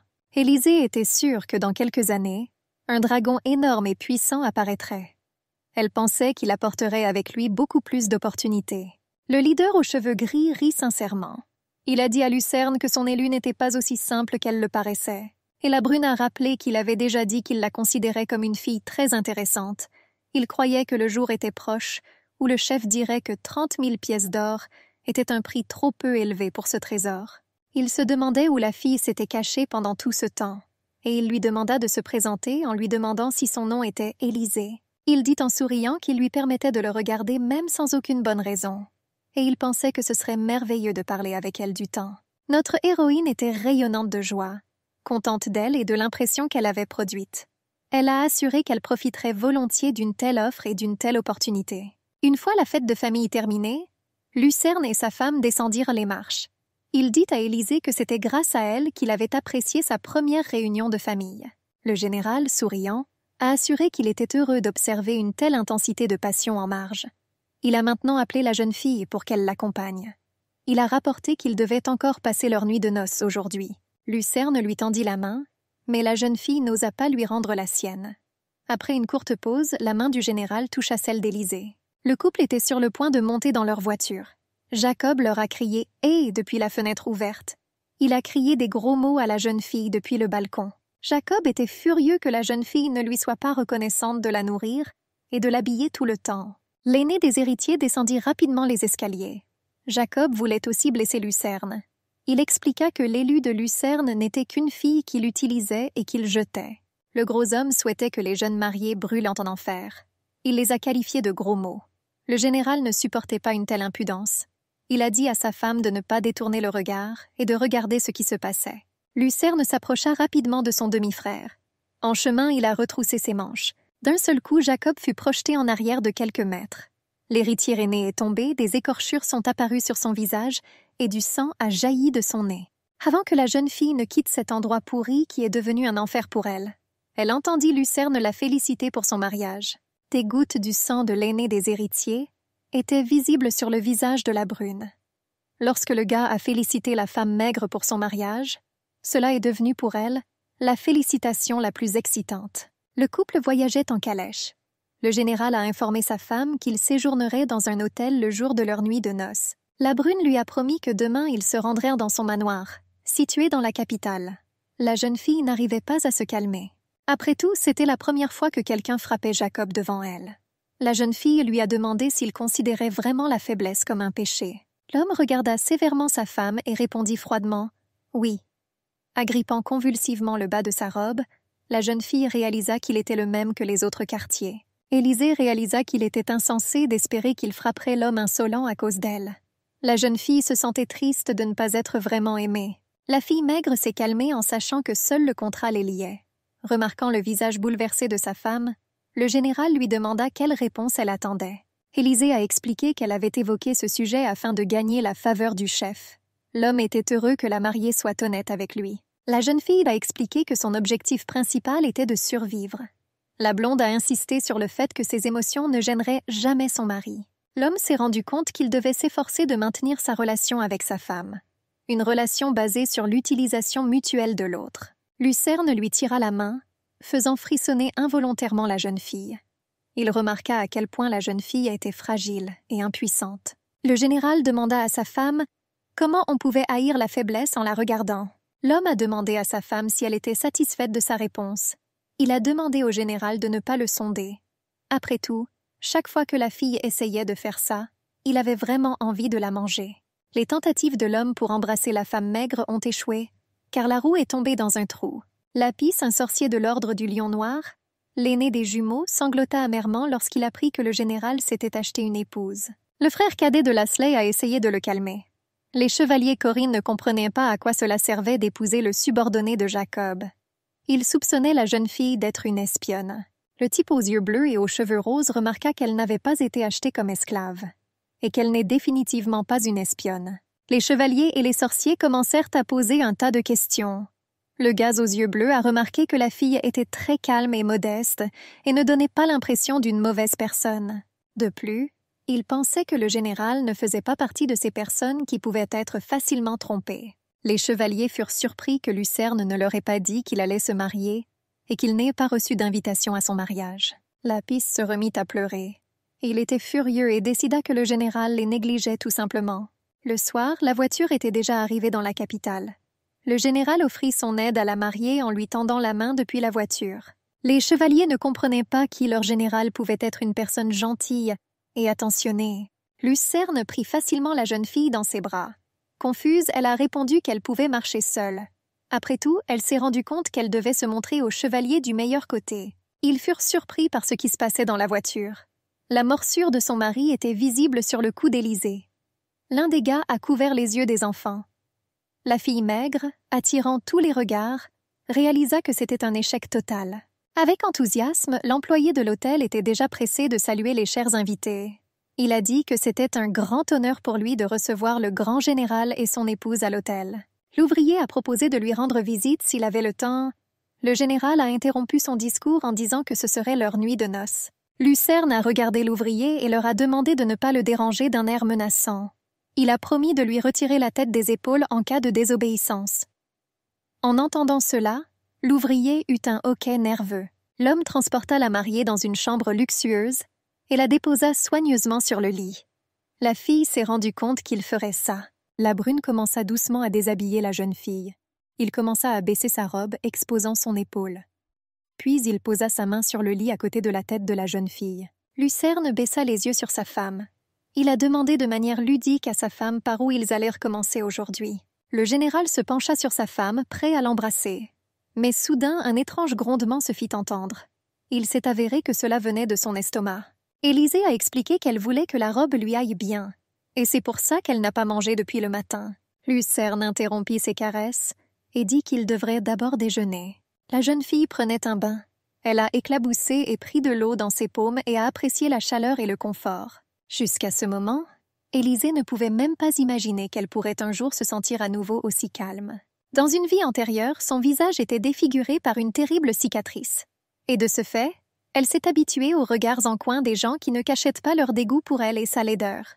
Et puis, en regardant sa vie pitoyable, la jeune fille a pensé qu'il valait mieux enterrer immédiatement tout espoir de son propre bonheur. Et maintenant, il lui semblait étrange que, pour une raison quelconque, elle se sente tout à fait inhabituelle.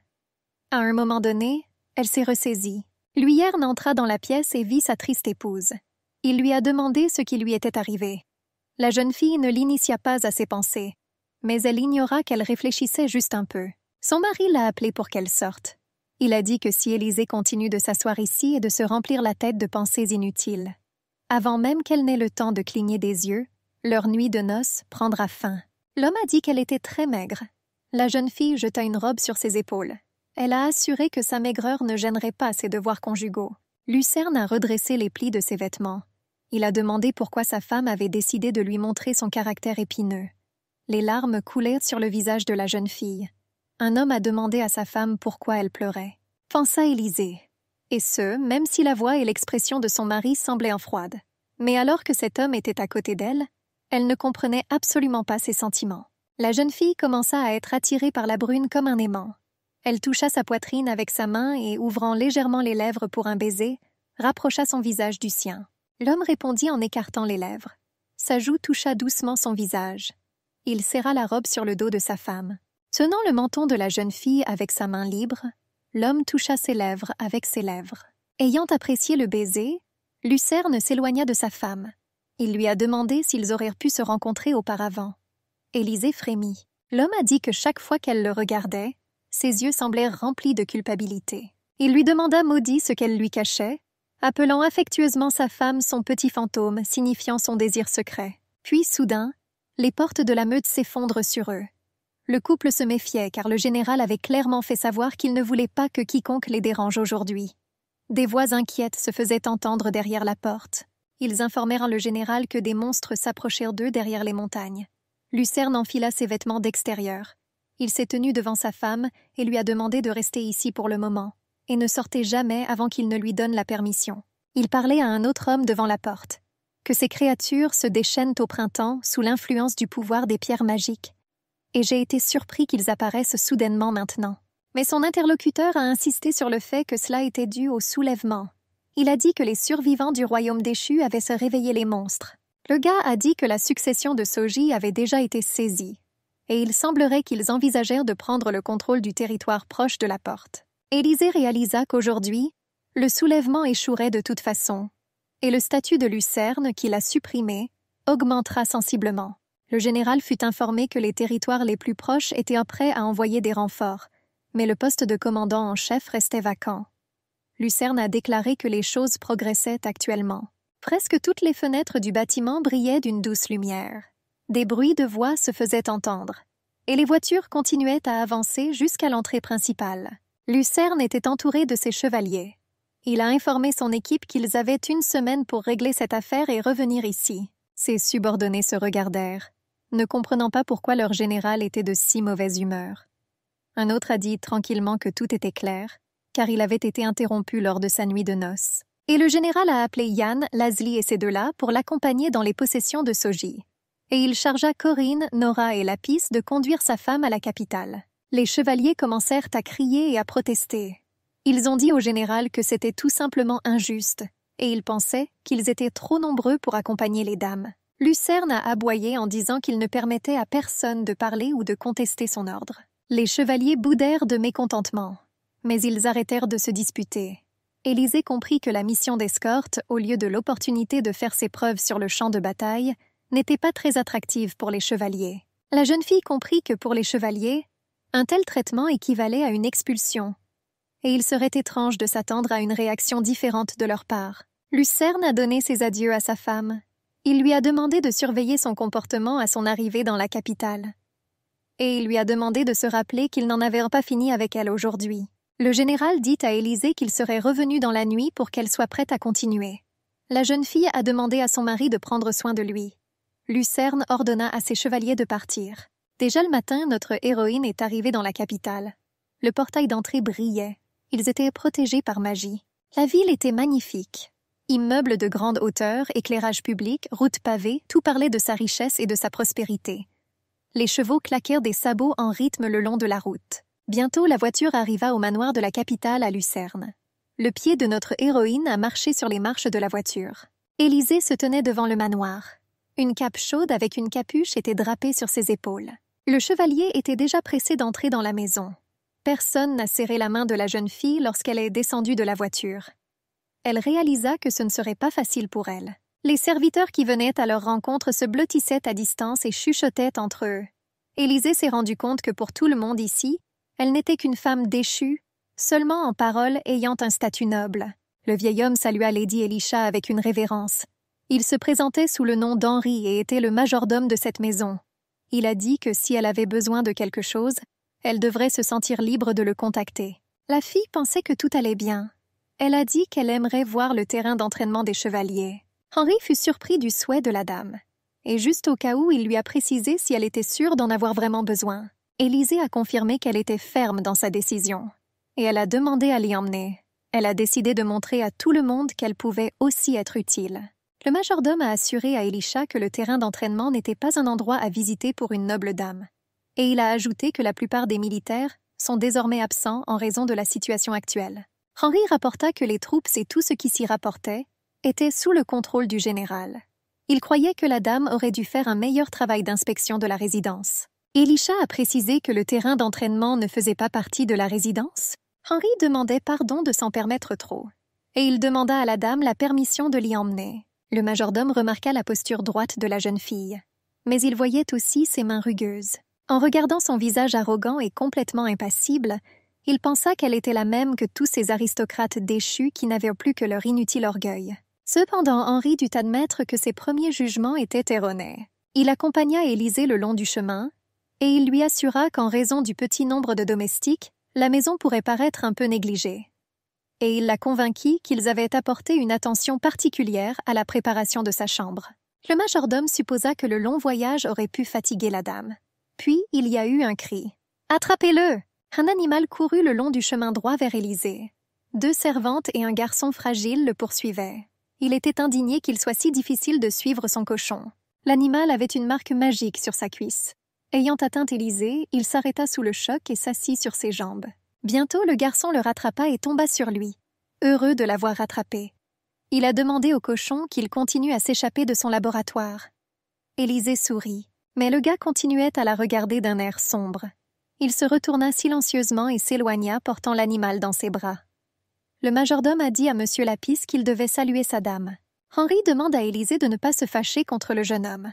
Il a dit qu'il n'avait que 14 ans, et il était sûr qu'à un si jeune âge, comme son frère jumeau Laszli, il était déjà un sorcier de l'Empire. La jeune fille a dit qu'il n'y avait pas lieu de s'inquiéter. Après tout, elle comprend tout, et elle pensait que cela ne valait pas la peine de forcer les sorciers à être polis. Henri s'étonne que la dame ait déjà dû communiquer avec eux. En réponse, Élisée se contenta de sourire mystérieusement. La serrure claqua et la porte s'ouvrit devant elle. Elle pensait qu'il lui faisait une blague. Il y avait dans la maison une horloge mondiale Fivochin, qui comptait le temps depuis 533 selon le calendrier impérial. Il y avait aussi des fleurs forgées en or pur. Même le vase en dessous était une relique ancienne. Les photos autour étaient également incroyables. Après tout, chacun d'eux était un chef-d'œuvre, rêve chéri de tout collectionneur. Et aux enchères, ils coûteraient des sommes irréalistes. Mais une sorte de diablerie irréelle se produisait dans la maison elle-même. Les tableaux étaient mal accrochés, ils étaient sales et en désordre. Élisée, surpris, demanda au majordome d'où venaient ces choses.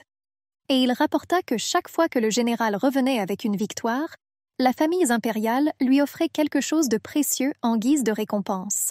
Henri a déclaré que Lucerne, en tant que personne absolument pas intéressée par l'art, était indifférente à l'endroit où se trouvaient ces précieux cadeaux. Il a demandé à Élisée de ne pas s'inquiéter, et il lui assura que les choses vraiment importantes étaient conservées dans le trésor du manoir. La jeune fille s'est demandé s'il ne pouvait pas s'occuper des objets de valeur juste devant eux. Elle avait peur d'imaginer ce qui se passait alors dans le trésor. Elle a résolument dit que les choses ne se passeraient pas ainsi. Et elle commença à retrousser ses manches. Le majordome était abasourdi. Élisée a dit que la première chose qu'il ferait serait de nettoyer. Et l'homme ne pouvait pas imaginer que quiconque aurait pensé qu'en 3 jours il aurait pu changer autant. Maintenant, tout brillait et était d'une propreté éclatante.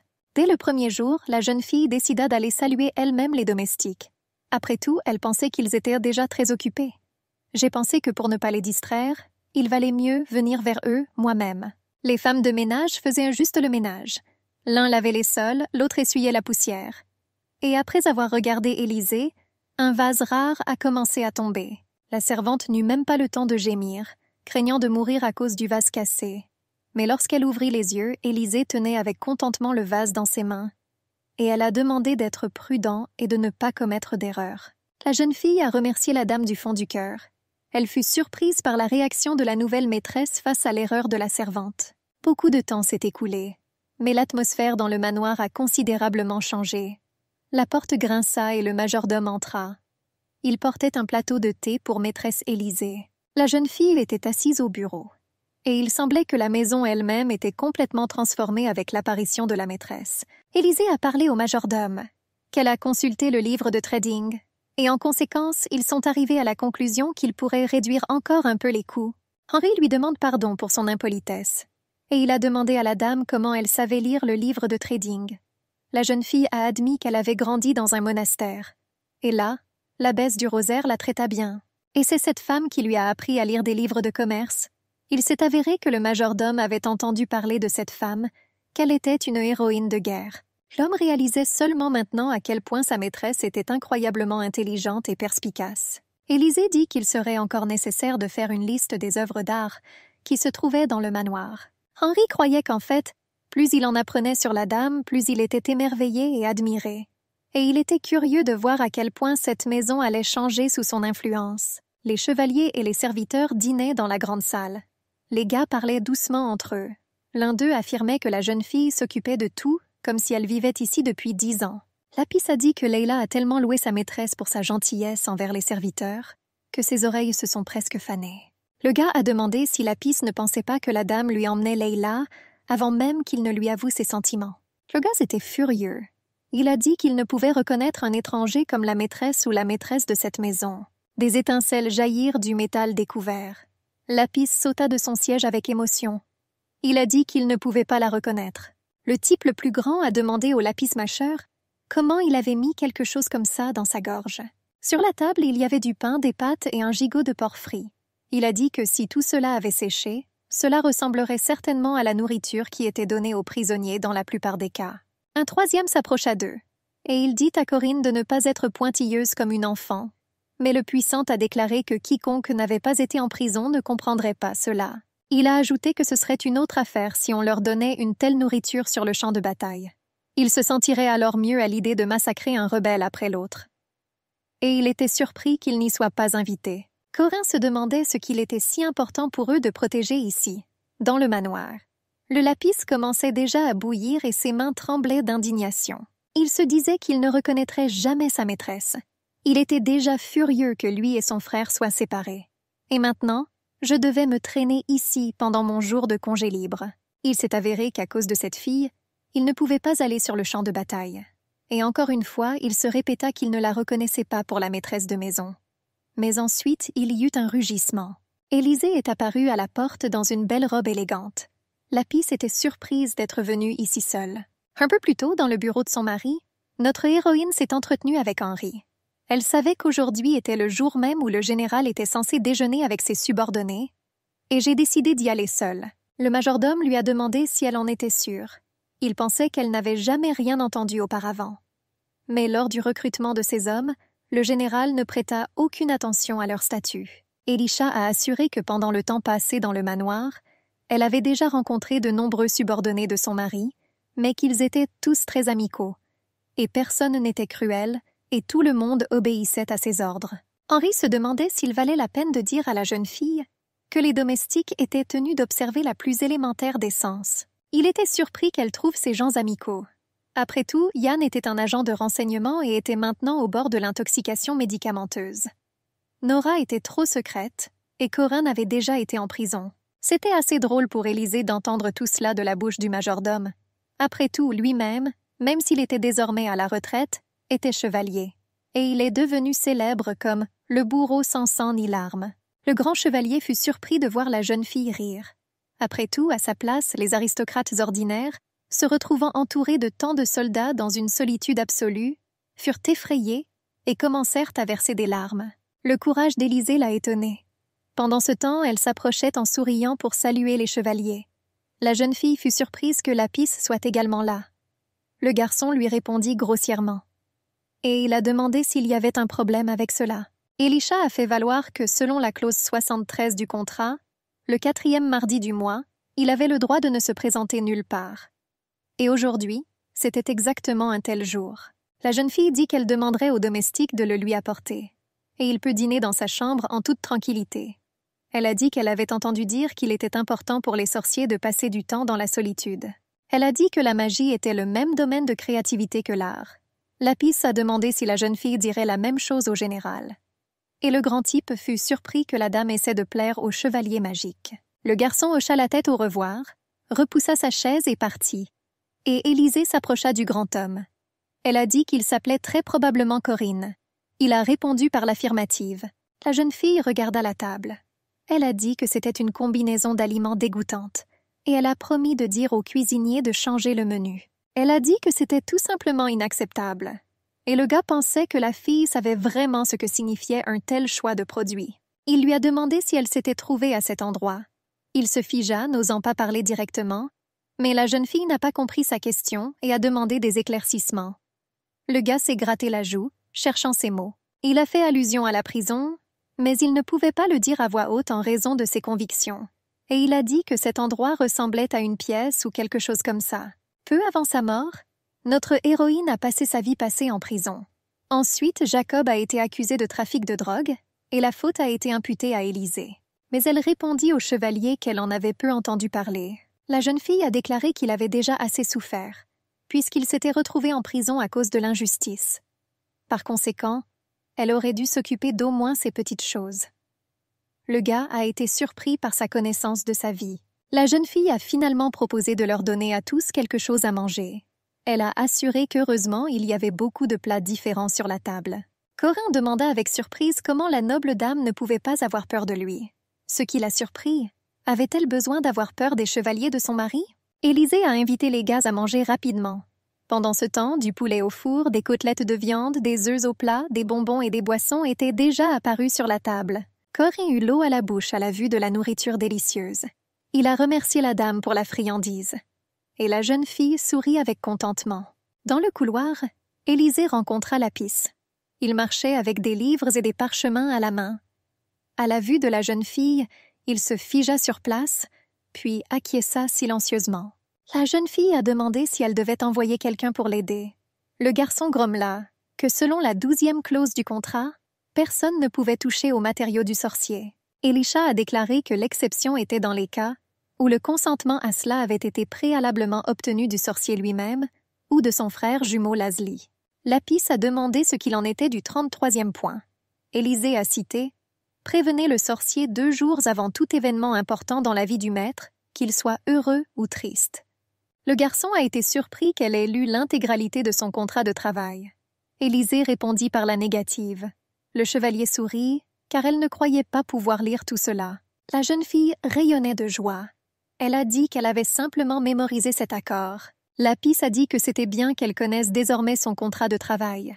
Et il lui demanda offensé ce que cela signifiait maintenant qu'il n'était plus nécessaire d'informer les chevaliers ordinaires de l'ordre de quelque chose. Élisée lui a demandé de lui pardonner. Elle a insisté sur le fait qu'elle n'était pas en mesure de les informer du mariage.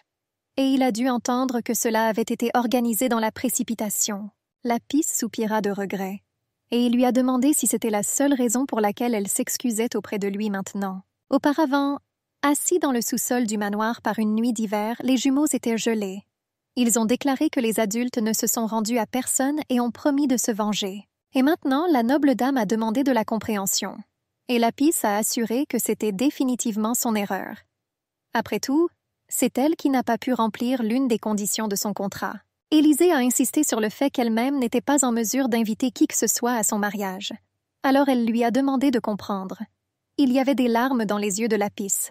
Il a essayé de découvrir qui elle était. Le majordome était assis sur le canapé et lisait la lettre. Il parlait de guerre, d'effusion de sang, de monstres, de blessures, du succès de son maître Lucerne sur le champ de bataille. Élisée était assise sur le canapé, lisant avec enthousiasme quelque chose à la lueur des bougies. On frappa à sa porte. Elle a découvert qui était venu et a demandé à Arnie de venir la voir. Il dit à la jeune fille de manière édifiante que la lecture, bien sûr, était utile. Mais il pensait que la jeune fille aurait dû prendre soin de la santé de ses yeux. Élisée a promis d'en tenir compte. Le majordome a déclaré avoir reçu des informations du front. Il semblait que la guerre durerait plus longtemps que prévu. Élisée pensait qu'elle était déjà au courant, même si Lucerne voulait tout terminer en 1 semaine. Mais à cause des sorciers du côté des rebelles, la situation sur le champ de bataille fut compliquée par l'apparition de nombreux monstres. Par conséquent, la jeune fille savait que la guerre durerait encore 2 mois. Henri a dit que le général reviendrait certainement bientôt. Et avant cela, il a demandé à donner à sa femme un médicament totalement inoffensif pour elle. Le majordome a dit que c'était une sorte de supplément nutritionnel. Une bouteille de liquide rose acide est apparue devant notre héroïne. Élisée a promis de prendre les médicaments 1 semaine avant l'arrivée du général le mois prochain. L'homme a dit qu'il le ferait bientôt, mais la petite amie d'Arnie l'a interrompu. Elle a dit qu'il suffisait de prendre ce médicament 1 semaine avant de dormir avec. Le majordome toussa. Il lui a demandé si elle le savait. La jeune fille pensait qu'il valait désormais mieux éviter les rumeurs inutiles. L'homme lui a demandé pardon et a souhaité une bonne nuit à la dame. Arnie marchait et réfléchissait. La jeune fille a dit qu'elle prendrait les médicaments 1 semaine avant le retour du général. Et il ne comprenait pas comment elle savait avec certitude quand il pourrait revenir. Notre héroïne était assise dans sa chambre.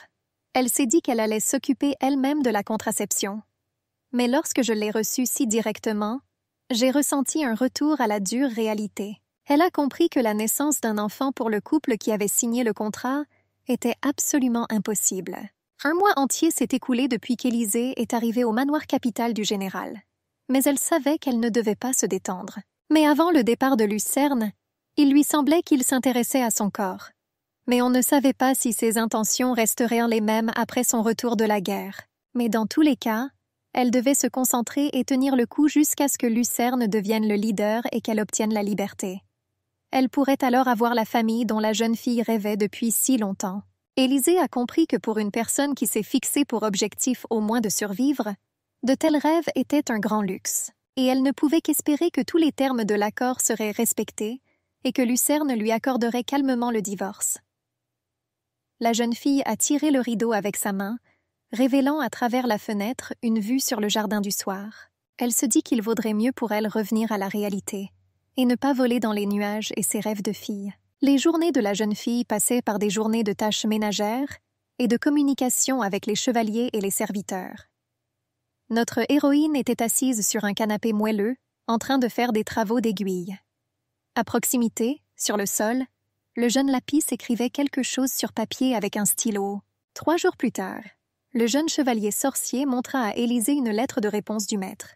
2 semaines plus tard, la jeune fille était assise à table avec le chevalier et il lui disait quelque chose avec enthousiasme.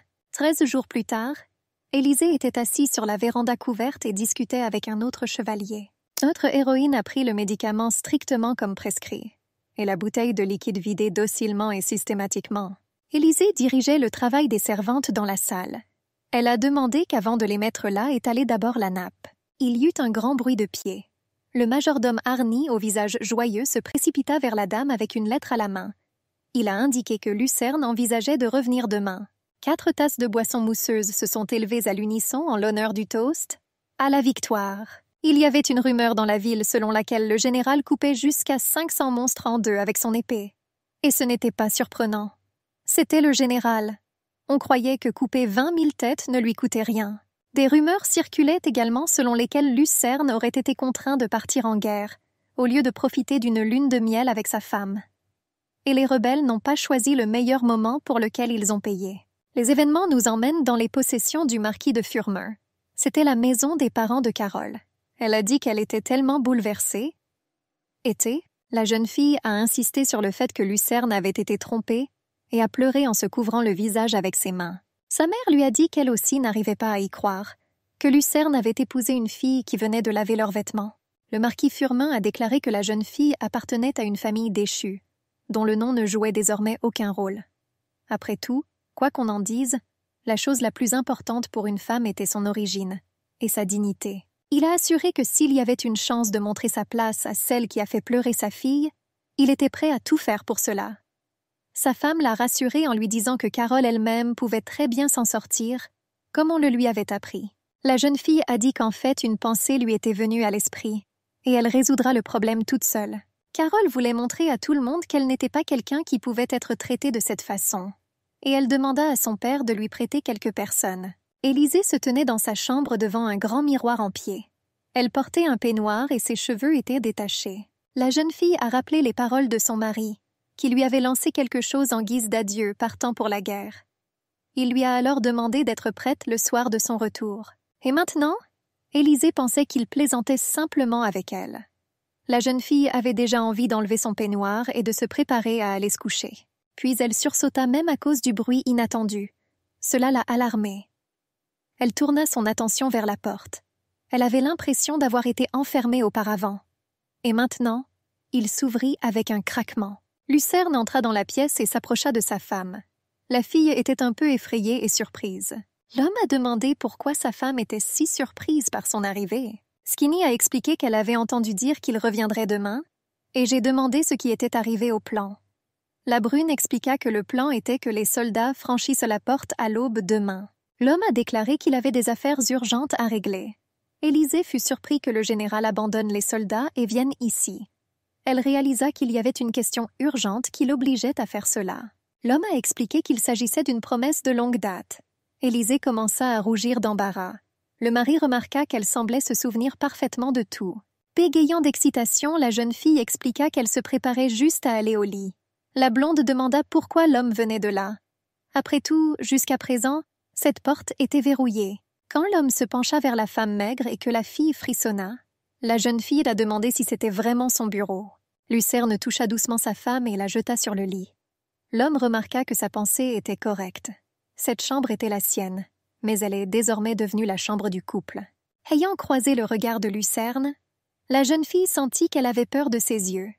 Ses yeux froids semblent prêts à la dévorer en un instant. La femme maigre a rappelé à son mari que demain matin, elle devrait rencontrer les soldats à la porte. Élisée a déjà suggéré d'aller se coucher. L'homme lui a demandé où elle allait. Il serra doucement la jeune fille par la taille et l'embrassa passionnément. Cela envoya un petit frisson excitant à travers le corps de la jeune fille. Les baisers de la brune rendirent folle la femme maigre. Ils l'ont privée de toute capacité à penser sobrement. La jeune fille, le regardant dans les yeux, toussa, faisant allusion à quelque chose. L'homme s'allongea sur les genoux de sa femme. Il lui a expliqué que cela n'arriverait pas aujourd'hui. En raison du défilé de la victoire à venir, il n'a pas dormi plus de 2 heures. L'homme a demandé à sa bien-aimée de ne pas s'énerver et d'être patiente. Après tout, il tiendra bientôt sa promesse. La jeune fille lui a demandé pourquoi il pensait qu'elle était bouleversée. Élisée baissa un peu sa robe de sa poitrine et de sa clavicule. Elle était sûre qu'il irait jusqu'au bout. La blonde demanda s'il serait possible de sortir du manoir. La jeune fille a expliqué que c'était une surprise pour elle qu'il lui est interdit de sortir d'ici. En soupirant, le brun expliqua qu'il s'attendait à ce que la guerre se termine rapidement. Il n'a pas été informé que sa femme tentait de quitter le manoir. Elle pourra donc sortir demain après-midi. Le général a proposé que nous mangions ensemble. Élisée fut surpris, mais accepta. Le mari lui permettait de sortir à d'autres moments si elle le souhaitait. La jeune fille, le regardant en face, réalisa qu'il était vraiment une personne étrange. Les rayons du soleil réveillèrent rapidement la jeune fille. La fille maigre ne se souvenait pas du moment où elle avait réussi à s'endormir. La jeune fille ne comprenait pas comment elle s'était retrouvée sous la couverture. Elle ne pouvait s'empêcher de penser que ce qui s'était passé n'était qu'un rêve. Notre héroïne s'est rapidement préparée.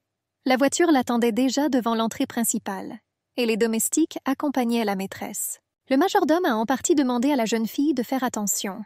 Élisée s'excusa auprès des chevaliers qu'elle devrait encore leur causer des désagréments. Le chevalier expliqua que tout allait bien. Après tout, la plupart des membres de leur équipe n'aiment pas manger dans le palais impérial. La fille a dit qu'avant d'aller prendre le petit déjeuner, elle devait chercher ailleurs. Elle a promis que cela ne prendrait pas beaucoup de temps. La blonde remarqua qu'elle avait reçu la permission du général. Élisée franchit la porte arrière. Les gardes expliquèrent que les chevaliers devraient attendre dehors. Le chevalier aux yeux bleus expliqua que le défilé allait bientôt commencer et qu'il y aurait beaucoup de monde partout. Les gardes posèrent la main sur la poignée de l'épée et demandèrent au chevalier de s'éloigner. Elisha a expliqué à Nora que tout allait bien et qu'elle finirait dans 10 minutes. La blonde leur promit que rien de dangereux n'arriverait. Le chevalier a promis que la dame ne quitterait pas le magasin. La jeune fille entra dans la société de courtage Spencer, demandant au chevalier de ne pas s'inquiéter, parce que l'agence était experte du marché immobilier. Elle effectuait des dizaines de transactions chaque jour. Il n'était pas surprenant que leur sécurité soit si stricte. La jeune fille voulait que son achat reste secret pour son mari. Lorsque la jeune fille a franchi la porte, l'homme aux cheveux gris lui a demandé si elle cherchait quelque chose de spécifique. La jeune fille était intéressée par un terrain situé près de la forêt enchantée de Yulif. L'homme fut surpris que la noble dame s'intéresse à cette propriété. De plus, il allait bientôt être mis aux enchères. Élisée a expliqué qu'elle y était déjà allée. Elle était intéressée à acheter cet endroit. C'était un investissement à long terme. L'homme remit à Élisée des documents indiquant le coût estimé du terrain. La fille maigre était un peu déçue car elle s'attendait à un prix inférieur. Mais si cela contribue à placer Lucerne au sommet, cela en vaut la peine. L'homme était surpris que la blonde ait une telle information. Celui-ci n'était pas accessible à une simple dame noble. L'homme a décidé d'avertir la jeune fille que cette terre était censée apporter le malheur. L'agent immobilier a placé avec fracas une énorme pile de papier devant la jeune fille.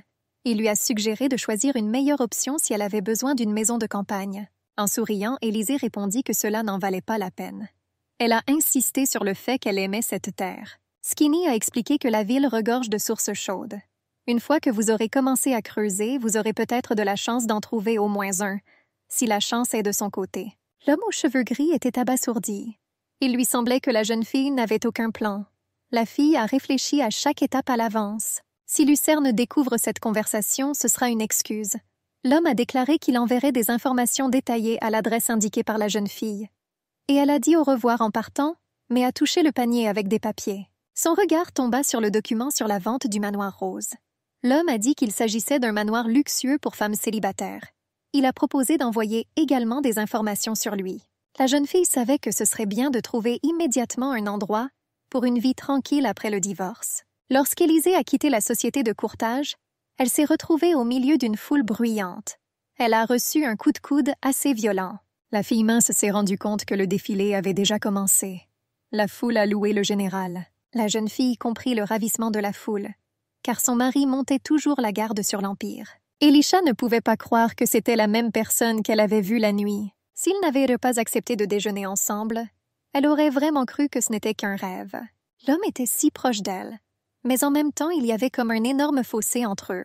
Il sembla à la jeune fille que leurs regards se croisèrent un instant, mais ensuite elle pensa que c'était impossible dans une telle foule. Les chevaliers ont demandé à se rendre par la porte arrière. Après tout, il y avait trop de monde dans la foule.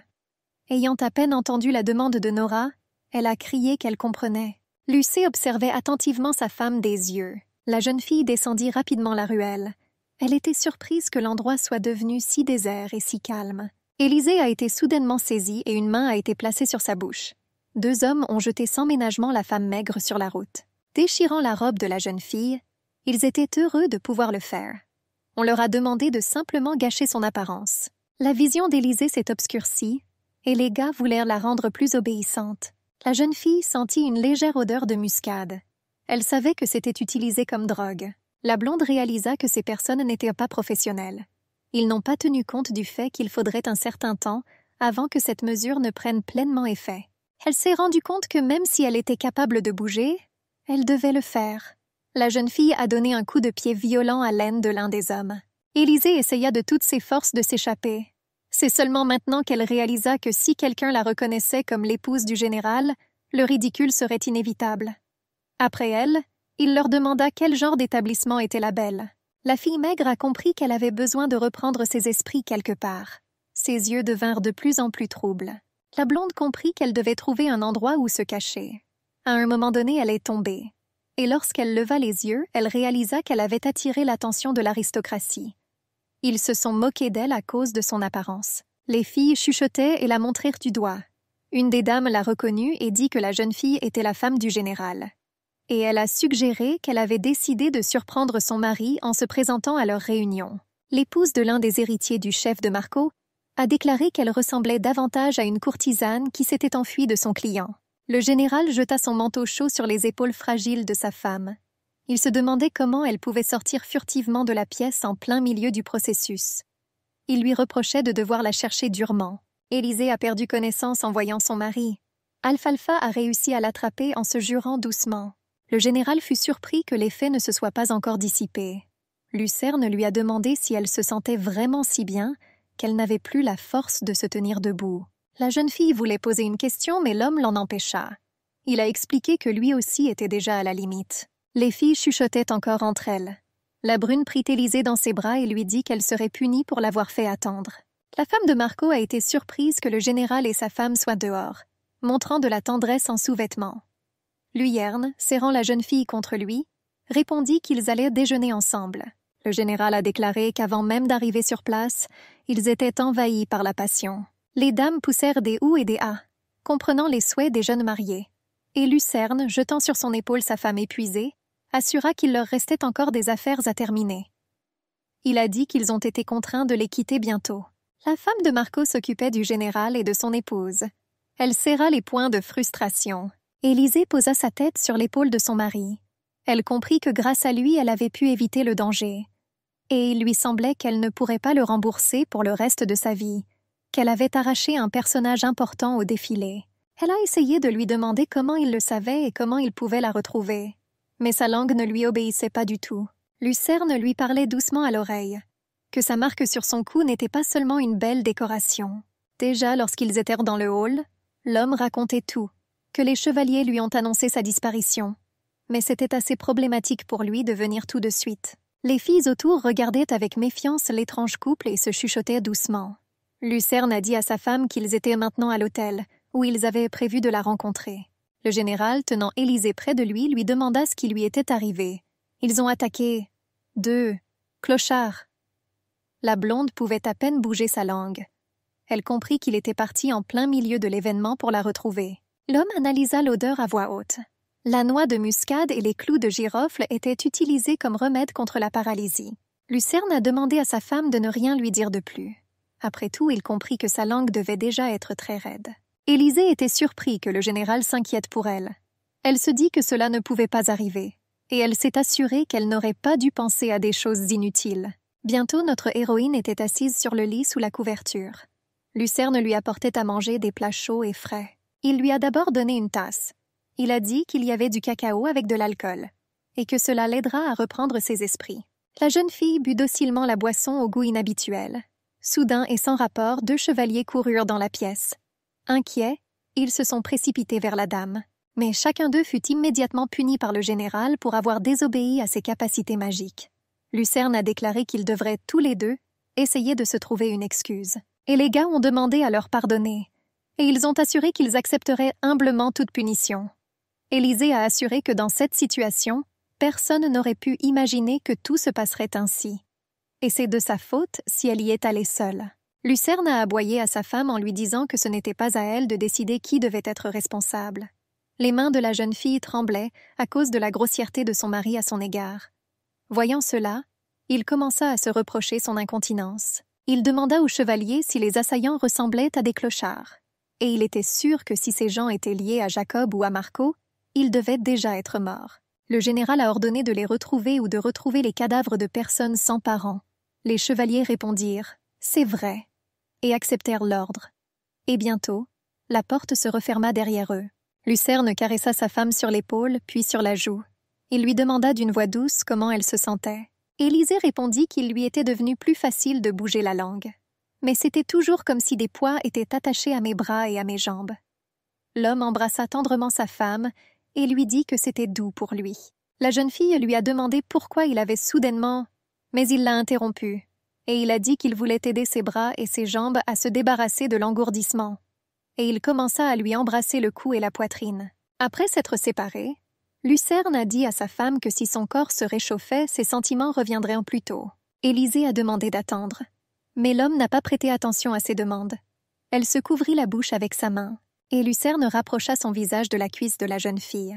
Il a assuré qu'il existe une opinion selon laquelle plus on se rapproche du centre du corps, plus les sentiments s'éveillent rapidement. L'homme dominait sa femme. Il a dit qu'à cette époque, des rumeurs s'étaient probablement répandues partout selon lesquelles lui et elle étaient isolés ici pour profiter l'un de l'autre. C'est pour cette raison qu'ils ne peuvent plus quitter cette pièce.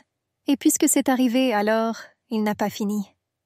Pendant ce temps, la jeune fille serrait le drap avec sa main, réalisant qu'elle ne pouvait pas éviter cela. Elle a dit que si cela était nécessaire pour se débarrasser de la paralysie, alors qu'il y ait une volonté pour cela. Pendant ce temps, Lucerne déboutonnait sa chemise. Bientôt, la chemise gisait sur le sol de leur chambre. L'homme a dit qu'il avait enduré pendant 2 mois entiers. Les mains de la jeune fille tremblaient. Elle le prit par l'épaule, et elle essayait de s'accrocher au lit avec ses orteils, en les serrant. La brune demanda à Élisée de le regarder dans les yeux. Pendant un instant, la jeune fille regarda les yeux rouges de son mari, mais ferma immédiatement les yeux encore plus fort. Déjà à côté de la chemise, la couverture tombait au sol. Le lit craquait en rythme. Le gros homme a crié avec indignation. Comment ose-t-il appeler ce salaud ici? Et il a assuré qu'il était devenu un chien de la famille impériale et qu'il visait leur famille. L'aîné à table a dit qu'ils étaient tous pareils. Lucerne a demandé qu'il serait surprenant de se repentir ensemble seulement maintenant, après tant d'années. La blonde était assise, la tête baissée. Elle tremblait de partout. L'homme assis à côté d'elle posa sa main sur sa cuisse, repoussant légèrement sa robe. Mais elle n'en voulait pas. Puis elle sentit le regard de la brune se poser sur elle, et elle le regardait aussi. Mais elle se détourna bientôt, honteuse de son visage défiguré et de son apparence négligée en général. Elle était surprise que cet homme la remarque sous cette forme. Le chef a dit à Lucerne que c'était son dernier avertissement, et il ne sera pas aussi miséricordieux à l'avenir. L'homme tenait une bouteille de vin à la main. Il a dit « super », et il croyait qu'il n'avait plus rien à faire dans cette famille.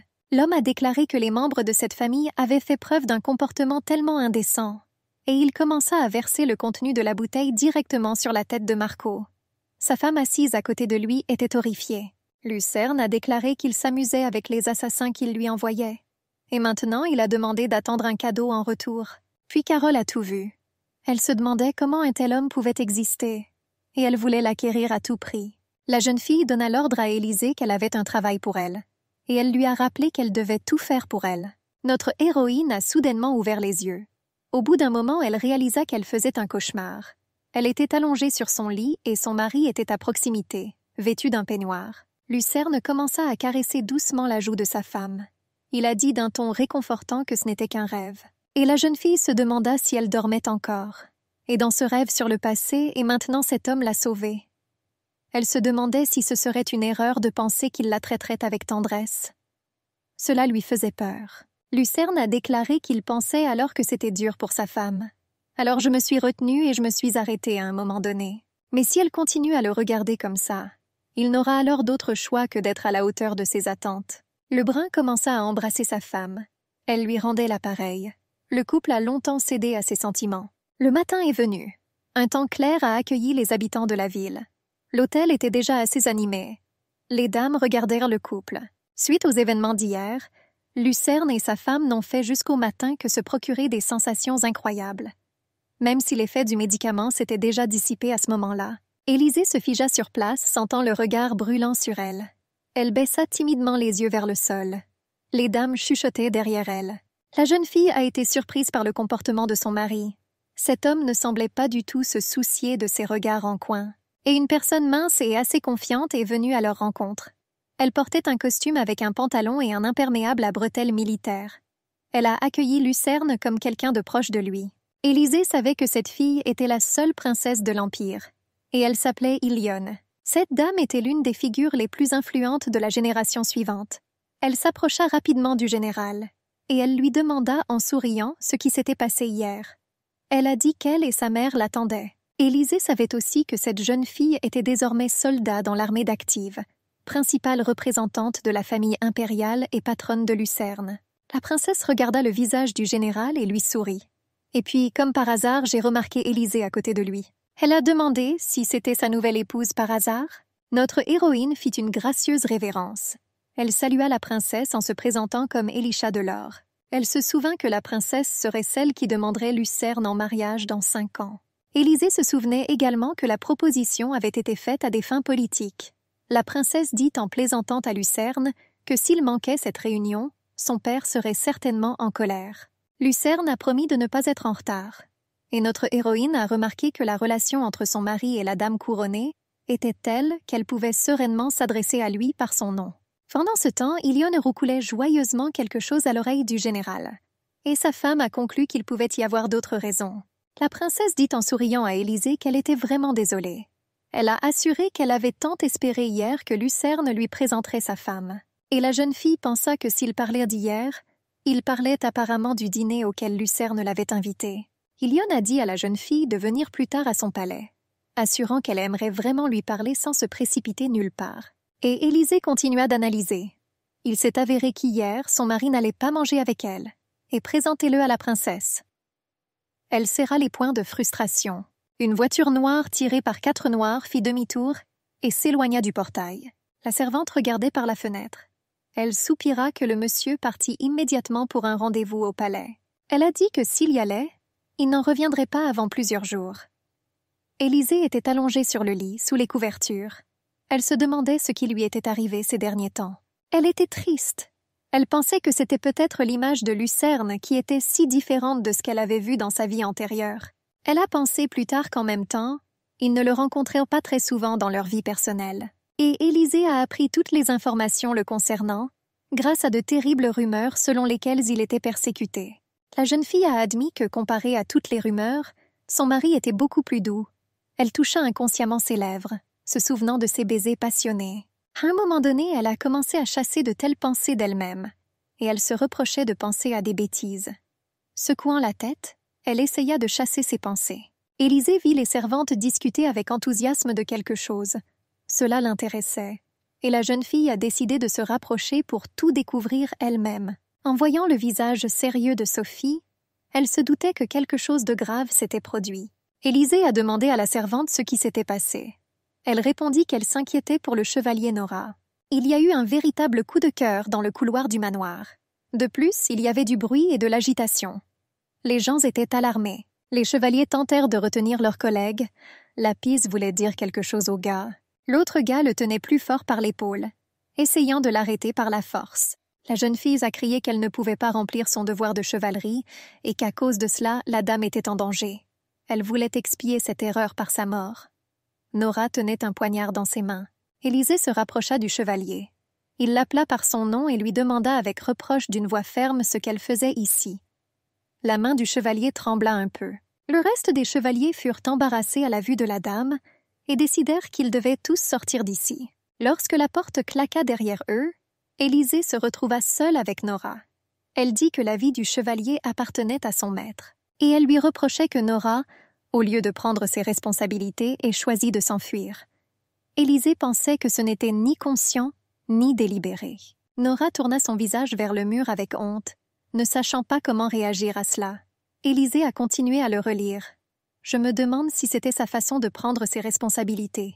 La blonde tendit au chevalier une écharpe avec une petite couronne de fleurs blanches, et elle a demandé ce que c'était. Élisée lui a demandé si elle se souvenait des pensées séchées que chacun reçoit au monastère lors de son premier serment.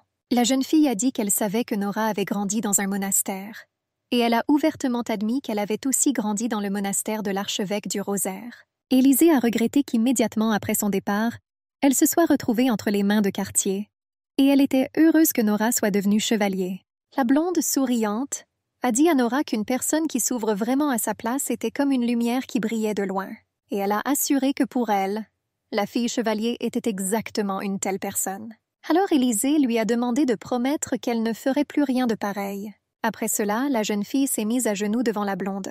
Elle dit « Moi, chevalier Nora, je jure devant vous, madame, que je donnerai ma vie pour votre protection. » Ensuite, l'action se déroule dans le palais impérial, qui brillait de sa splendeur par une belle journée. Ilione marchait dans le couloir, bras dessus, bras dessous avec le général.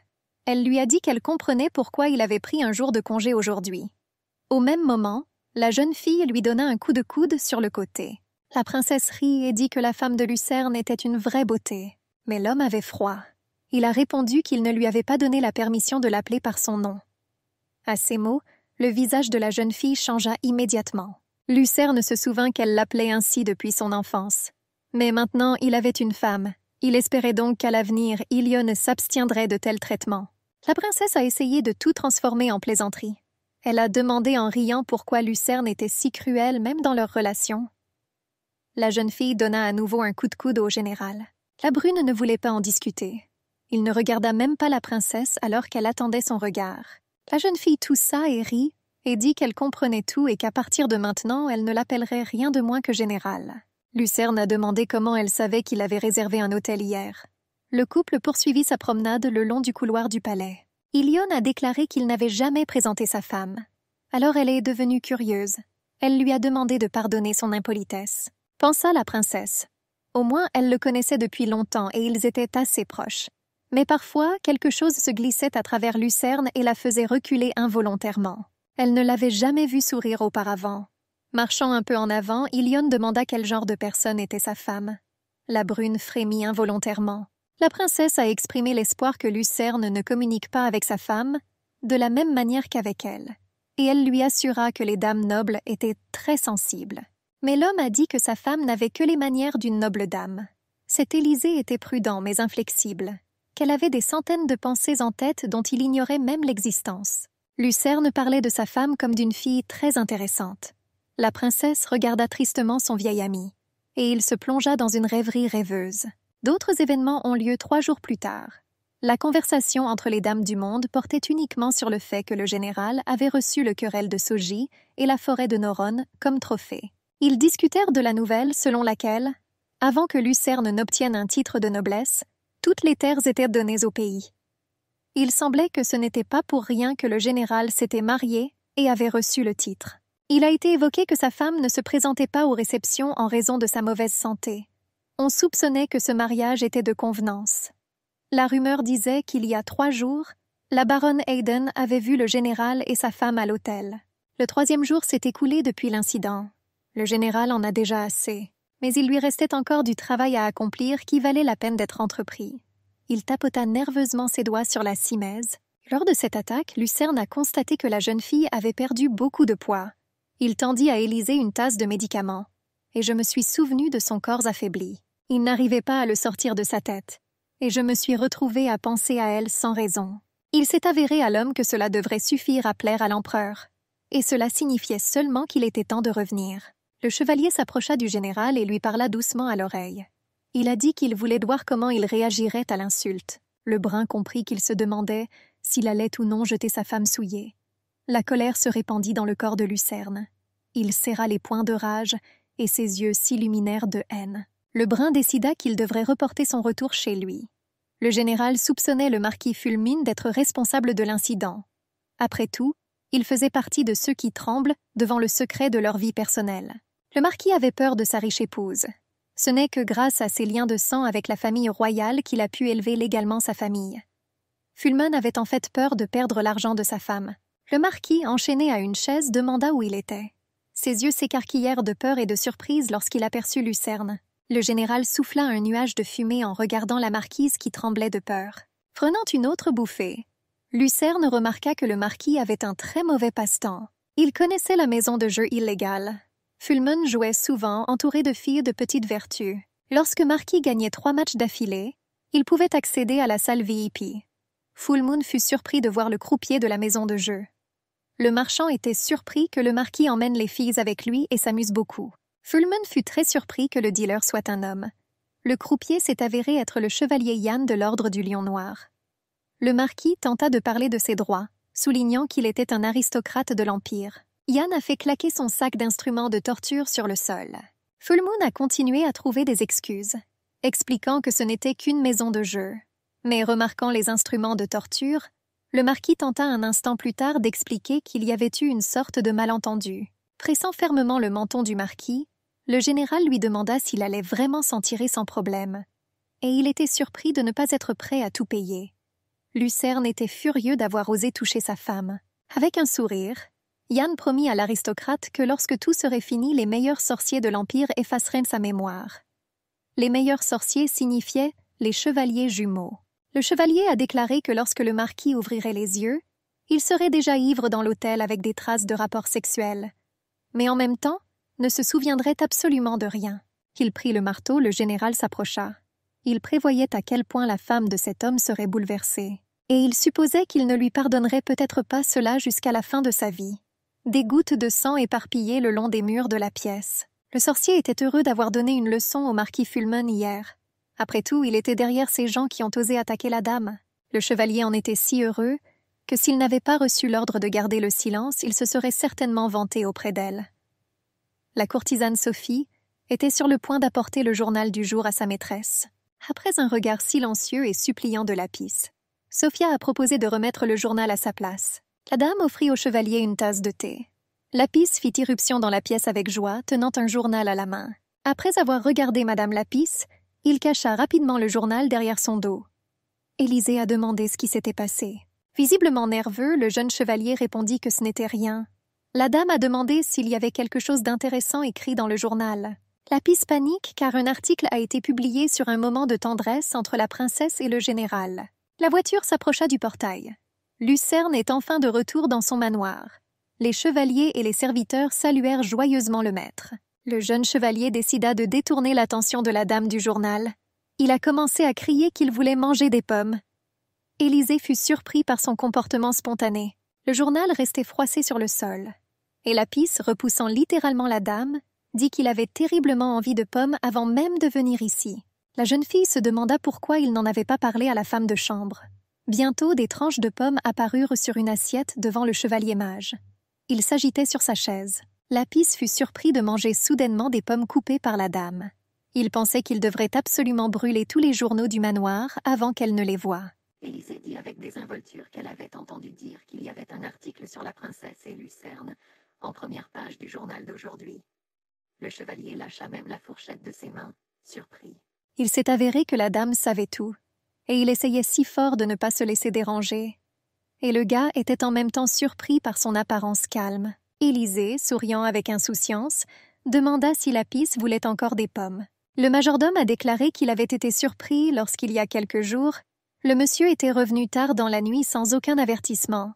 Et puis il est parti à l'aube sans s'être suffisamment reposé. Lucerne entre par la porte, déboutonnant sa chemise au passage.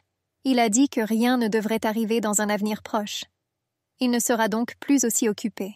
Voyant la situation, il a dit qu'il ressentait un fort décalage avec ce qu'il avait vu ici la dernière fois. Henri a dit qu'au cours des 2 mois d'absence de monsieur, beaucoup de choses avaient déjà changé. Tout était d'une propreté éclatante. Et Lucerne s'aperçut qu'un grand nettoyage était en cours.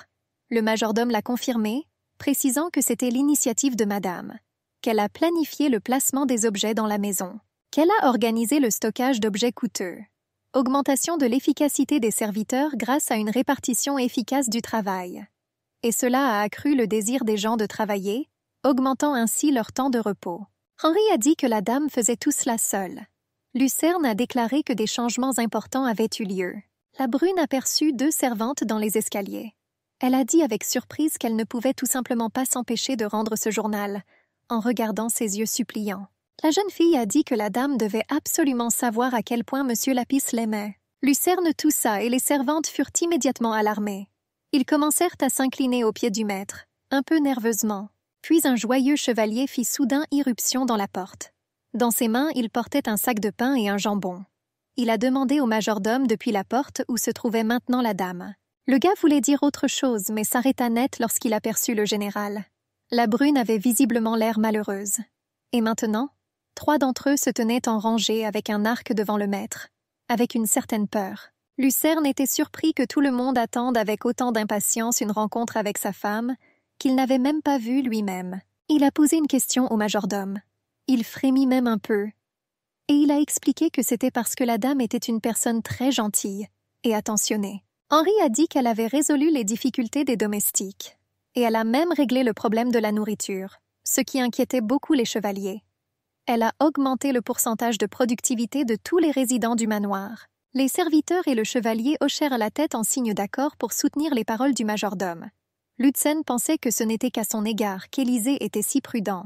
Son visage fronça les sourcils. L'homme a déclaré qu'il avait un besoin urgent de voir sa femme. Et il a demandé au majordome où elle se trouvait maintenant. Lapis piquait une tranche de pomme avec une fourchette. Il était surpris que la dame ne soit pas bouleversée par le contenu de cet article de journal en première page. Élisée dit qu'elle ne savait même pas comment répondre. La jeune fille a dit qu'elle savait que le général et la princesse n'étaient pas dans une telle relation. Et puis, même s'il y avait quelque chose entre eux, elle ne pourrait toujours rien y faire. Le jeune chevalier demanda à la dame s'il n'aurait pas dû donner une leçon au général à ce sujet. Élisée se contenta de rire, étonnée du courage de Lapis. Et à ce moment-là, Lucerne s'était déjà approché de la porte de la chambre. Il a accidentellement entendu une partie de cette conversation.